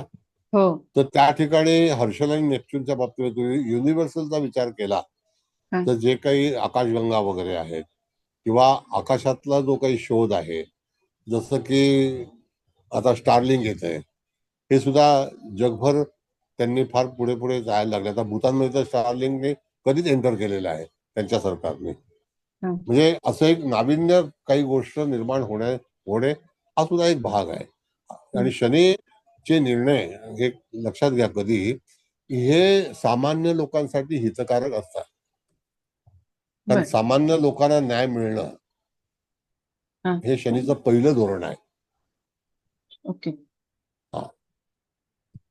श्रीमंतापेक्षा सामान्य लोकांची दखल घेणं, त्यांच्यासाठी आता बऱ्याचशा काही काही योजना यायला लागल्या. सामान्य काल्पनिक योजना पास झालेली आहे आपल्या विधानसभेमध्ये. बर. तर सामान्य लोकांचा जो काही भाग आहे तो त्याच्या शनीकडे त्याचा विचार करणं. नेपच्यून जो आहे तो नैसर्गिकरित्या एक स्पिरिच्युअल आहे किंवा इत्यादी काही गोष्टी ज्या आहेत त्यासाठी नेपच्यूनचा वापर केला जातो. आता कधी कधी जर नेपच्यून समजा शनियुक्त आहे तर लोक धर्माकडे ओढ, आता अयोध्येचं चालूच आहे ना, हो. अजूनही संपलं नाही. हो. लोक जात आहेत, धर्माकडे ओढ आहे, त्यांना वाटतं आंघोळ केल्यानंतर आपलं शुद्धीकरण होईल, पाप निघून जाईल. हा भ्रम आहे. ते औरंगजेबाच्या कबरीबद्दल जे काय हो, चाललंय. ते पण भयंकर चाललेलं आहे. आता ते काय हो. माहितीये का, राजकारण आहे ते. आता आणखी पण दुसरी गोष्ट की वक्फ बोर्ड पण कॅन्सल झालं, माहिती ना तुम्हाला? हो. हो, सुप्रीम कोर्टाने ऑर्डर केली आहे. हा, झालं कॅन्सल ते? हो, सुप्रीम कोर्टाची ऑर्डर आली अशी की तुमच्याकडे कुठलंही डॉक्युमेंट, खरेदी पत्र नसेल, खरेदी खत नसेल, तर ती मालकी तुमच्याकडे मिळणारच नाही. तुमच्याकडे खरेदी खत असणं फार गरजेचं आहे, नाहीतर तुम्ही घुसखोर आहात म्हणून डिक्लेअर केलं जाईल. सुप्रीम कोर्टाची ऑर्डर आली परवा. वक्फ बोर्डचा वा वा हक्क सर. हा व्हेरी गुड. हक्क हा काढलेला आहे. तुमच्याकडे जर जिथे बोट लावता तिकडे जमीन आहे आमची, खरेदी खत दाखवा. अहो, 1500 कोटी रुपयाची जमीन त्या ह्याची गेली, माहितीये तुम्हाला? कोण हिचा नवरा आहे ना, करीना टागोरचा मुलगा, सैफ अली खान सर. 1500 कोटी, 15,000 कोटी, बापरे. 15,000 मध्य प्रदेश मधले पॅलेस गेला. असं आहे, बऱ्याच घडामोडी होतात. आणि त्यांनी अपीलमध्ये गेलाच नाही, सुप्रीम कोर्टाने ते रिजेक्ट करून टाकलं. त्याला अपीलला संधी दिली होती 30 दिवसाची, त्याच्यामध्ये अर्ज करावा लागतो आणि अर्ज केला नाही, यू लॉस द क्लेम. हे सगळं तांत्रिक तुम्हाला माहिती असायला हवं. तसं आपलं तंत्र ऍस्ट्रॉलॉजी आहे, कळलं? काय वाटतं, आपलं तंत्र ऍस्ट्रॉलॉजी आहे की नाही? हो सर, खूपच छान. तुम्ही सांगता जागतिक घडामोडी आणि ह्या ज्या सगळ्या चालल्यात, जागतिक पातळीवर जे काही चाललंय ते अजूनही होणारच आहे पुढे पण. हे राष्ट्रांतर बरोबर. होतात तर ते अजून घडणारच आहे. आता कसं आहे, तुम्ही सर्वजण ज्योतिषी तर आहात. हा बोला. ते सैफ अलीच्या कुंडलीमध्ये कर्केचा मंगळ शनीच्या केंद्रात, मेषेचा शनी, त्याच्यामुळे जमीन गेली. गेले ना सगळे. शेवटी आपला जो काही आपल्या शास्त्राचा निर्णय मान्य आहे ना मॅडम. हो हो. म्हणजे नियम लागू पडतात. हो, नियम तर आणि कुंडली तर काम करतेच ना. तेच मला म्हणायचं की हा एक अभ्यास आहे आणि त्याला अनुसरून आपण एक सर्वोच्च शास्त्र शिकत आहोत. हे एक भाग्य आहे असं मला वाटतं. 100% बरोबर आहे सर. हो सर, 100% निश्चितच अगदी खूपच. बरोबर आहे. आपण असं वाचस्पती तर भरपूर शिकतो. याला वाचा दिली, त्याला वाचा दिली, वचन दिलं, वाचस्पती. कळलं? पण त्या काय कामाचे वाचस्पतीचा सर? त्या असे वाचस्पतीचा वाचस्पती काय कामाचे? म्हणून आम्ही सर्टिफिकेट देत नाही वाचस्पतीचे. त्याला कारण काय, त्याच्यामध्ये गंध नाही आहे. ज्याच्यामध्ये गंध नाही बरोबर आहे. काय होणार त्याला. गंध आपण कपाळाला लावतो की आपलं नशीब चालू द्या.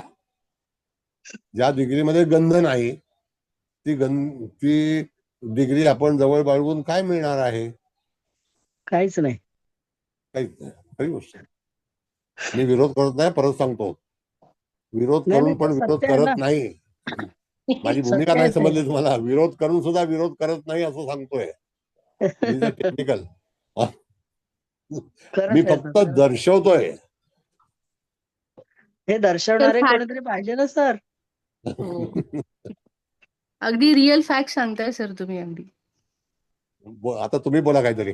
चला पोदार मॅडम, तुमचं वक्तव्य फार नमस्ते चांगलं आहे. सर. नमस्ते. हा सर, तुम्ही जे सिंहेचं शनी आणि परत गुरुबद्दल सांगितलं सर, मी स्वतः त्याचं म्हणजे प्रॅक्टिकल उदाहरण आहे. माझ्या 2-6-10 मध्ये पण ग्रह आहेत आणि सिंहेचा गुरु शनी आहे. सो माझं लाईफ म्हणजे मी थोडक्यात सांगितलेलंच आहे तुम्हाला. अतिशय संघर्ष आहे, पण तरी पण त्या संघर्षाला पुरून उरणारं आहे हे मात्र मी नक्की सांगते. अजून मी लहान आहे खूप, म्हणजे असं खूप काही असं जे तुम्ही खूप मोठ्या लोकांबद्दल सांगितलं त्यांच्यापुढे खूपच लहान आहे. पण खरोखरच म्हणजे त्यातून खूप काही शिकायला मिळतं आणि त्या प्रत्येक ह्याच्यातून स्टँड राहतं. म्हणजे कधी कधी मला असं वाटतं की एवढा पेशन्स का, कशासाठी. म्हणजे मला स्वतःला पण कधी कधी खरंच खूप असं वाटतं की एवढा पेशन्स नाही पाहिजे.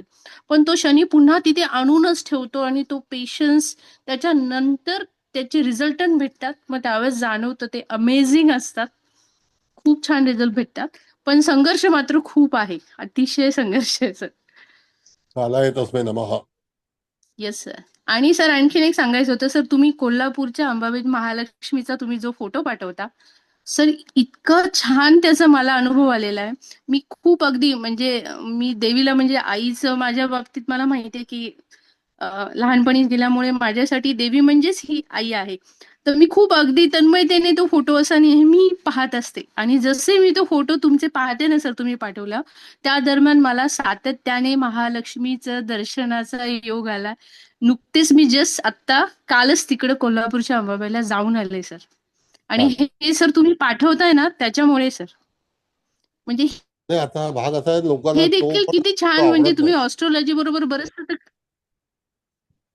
लोकांना हा. आवडत नाही. लोक नाही सर, म्हणतात की खूप छान वाटतं आणि फोटो अगदी पाठवून काय तोच. करणार असं आहे. नाही सर, आम्हाला माहिती आहे, आम्हाला काय अनुभव येतो, म्हणजे आम्ही एक्सप्रेस नाही करू शकत सर. खूप छान, खूप मस्त सर. म्हणजे माझ्या बरोबर जे कोणी विद्यार्थी जे कोणी असतील त्यांनी पाहत असतील ना, खरोखरच सर मी प्रत्यक्षात हा अनुभव घेतलाय म्हणून मला असं वाटलं सगळ्यांच्या समोर शेअर करावं. खरंच खूप चांगलं तुम्ही शेअर करताय आणि खूपच अगदी म्हणजे आमची ज्ञानाची शिदोरी तुमच्यामुळे भरती आहे. Thank you. Thank you so much sir. धन्यवाद. बरं, आता वेळ झालेली आहे निघायची. चव्हाण मॅडम, तुम्ही काय बोलणार आहात?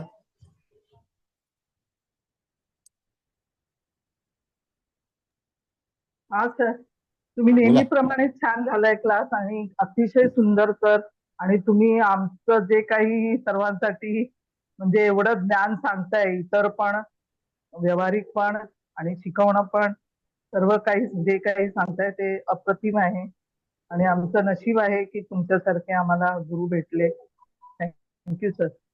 थँक्यू. उदंड आयुष्य लाभो तुम्हाला. धन्यवाद. आयुष्य काय माहितीये मॅडम, हा ऑक्सिजन आहे. हा कधी फेल होईल ना, हे एन्व्हायरमेंट आहे, त्याला आपण आमचे नाही. सगळे एवढे पॉझिटिव्ह सगळ्या वेव्स गेल्यावर तुमचं ऑटोमॅटिक आयुष्य वाढणार. धन्यवाद. ना कुबल मॅडम, आमचे वेव्स जे काय. थँक्यू. कुबल मॅडमना विनंती करतो की त्यांनी समारोप करावा. करते सर. सर्वात प्रथम तुम्हाला नमस्कार. चव्हाण मॅडम तुम्हाला पण नमस्कार आणि इथे उपस्थित सर्वांना नमस्कार आणि सर्वांचे स्वागत. तर आजची आता ही कर्क लग्नाची पत्रिका तर सगळ्यांना छान कळाली, पण मी समारोप म्हणून 2 मिनिटात पटकन सांगते. म्हणजे इथे आपल्याला अगदी तत्वात मिळालेले ग्रह मुळात चुकीचे मिळालेत, मंगळ, शनी आणि शुक्र. तर ठीक आहे, मंगळ म्हणजे अग्नितत्वाच्या राशीत एकटा असता तर मे बी फलादेश भरपूर त्याच्यात फरक आला असता, पण तिथे शनी आणि शुक्र आल्यामुळे म्हणजे ही युतीच मंगळ शनी काय किंवा मंगळ शुक्र हीच मुळात ग्राह्य नाहीये. आपण पारंपरिक मध्ये पण शिकलो आणि इथे तसं दिसतंय पण समजा 2, 6, 10 मध्ये ग्रह नाही तरी म्हणजे वृषभेचा स्वामी म्हणून आपण शुक्र बघितला आणि कन्येचा स्वामी म्हणून बुध बघितला, तर तो बुध पण दरिद्रांशात आहे, जरी तो जलतत्वात आहे चंद्राबरोबर नाही. म्हणजे जातक तुम्ही म्हणजे असं सांगताना सांगितलं की जातक म्हणजे चुकीचा निर्णय घेऊन म्हणजे चुकीच्या ठिकाणी गुंतवणूक करेल, त्यामुळे त्याचं आर्थिक नुकसान हे नक्की ठरलेलंच आहे. आणि मग शुक्र सप्तमाचा पण कारक म्हणून, त्यामुळे तिथे पण म्हणजे लग्नानंतर ह्या जातकाच्या म्हणजे आयुष्याला प्रॉब्लेमला सुरुवात झाली असेल असं पण आपण म्हणू शकतो. आणि ह्या वायू तत्वातला सूर्य गुरु हे चांगले देतील फलादेश. तिथे गुरु थोडा 1 अंश म्हणजे 1 डिग्रीनी पुढे आहे, तर म्हणजे त्या सूर्याला थोडं गुरुच्या अंडर राहावं लागेल असं आपण म्हणतो. पण इथे पण हे ह्या म्हणजे अगस्त्य ऋषी नाडीमुळे आम्हाला छान कळालं. आपण कसं म्हणतो मंगळ आणि शनी म्हणजे एकत्र जर आपण तत्वांचा विचार नसता केला तर आपण म्हणजे शनी हा बलाढ्य ग्रह म्हणजे शनीलाच आपण त्याचा पुढाकार असं हे करून म्हणजे हे केलं असतं ना. पण इथे हा मंगळाला डिग्री शनीपेक्षा बरीच जास्त आहे, म्हणजे तो ओव्हरऑल म्हणजे अग्नितत्वाचा लीडरच आहे. त्यामुळे हे शुक्र आणि मंगळाला तो काही त्याचे फलादेश मिळू देणारच नाहीये. तर सर एकंदरीत भरपूर छान क्लास झाला. सगळ्यांनी ह्या पोद्दार मॅडम झाल्या, त्या सुचिता कुलकर्णी, आपल्या गीता सावंत सगळ्यांनी त्यांचे अनुभव पण छान शेअर केले. त्या भरपूर सगळ्या अभ्यास करतायत हे अगदी निदर्शनास येते आणि खूप छान. आणि तुम्ही जाता जाता मॅडमनी पण म्हणजे तुम्ही पण शनी आणि नेपच्यून हे म्हणजे संशोधक आणि स्पिरिच्युअल तर आहेत, पण त्या सैफ अली खानच्या म्हणजे कर्केचा मंगळ आणि मेषेचा शनी म्हणजे केंद्रयोग पण ह्या शनी मंगळाचे नकोच आहेत चांगले. केंद्रयोग काय, युती काय, प्रतियोग काय, म्हणजे शनी मंगळ हे आपल्याला त्रासदायकच आहेत सगळ्यांना. आणि आता 29 मार्चचं तुम्ही घेणारच आहात, पण मला ते तुमचं वाक्य खूप आवडले. म्हणजे ओव्हरऑल सगळ्यांना घाबरण्याचं कारण नाही, हे इफेक्ट इति कर्मानुसार म्हणजे आपण म्हणतो ना एखादं झाड लावलं तर त्याला फळ केव्हा येणार. तर आता ज्यांचे म्हणजे कर्म असं मला काही म्हणायचं नाही, पण ज्याचे जसे कर्म आहे त्याप्रमाणे या सगळ्या ग्रहांचा त्या त्या जातकावर हे होईल आणि ते होईल. आपण आतापासूनच सगळेजण म्हणजे अध्यात्मात आहोतच आणि अजून राहूया तर कदाचित काहीतरी फरक पडेल. तर सर अतिशय उत्तम म्हणजे हे अगस्त्य ऋषी आणि तुम्ही शिकवताय. खरंच आमच्याकडे कोणाकडेच शब्दच नाहीयेत की तुमचे कसे आभार मानायचे. पण आता तरी सुद्धा एवढंच म्हणेन की मी आणि आमच्या सर्वांकडून तुम्हाला कोटी कोटी धन्यवाद, कोटी कोटी नमस्कार. Hats off to you and your divine soul. Huge gratitude, thank you. Huge gratitude. धन्यवाद. थँक्यू चला सर, थँक्यू आता थँक्यू ऑल. बुधवारी सुपर ऍडव्हान्स क्लास आहे आपला हो अष्टवर्गाचा. येस. तर त्या ठिकाणी अवश्य या. त्याच्यामध्ये आणखी बरेच विषय घेणार आहोत, तर पुढे पुढे वाटचाल चालू राहू दे. Anyway wish you all the best. Thank you very much. धन्यवाद. धन्यवाद सर, खूप छान.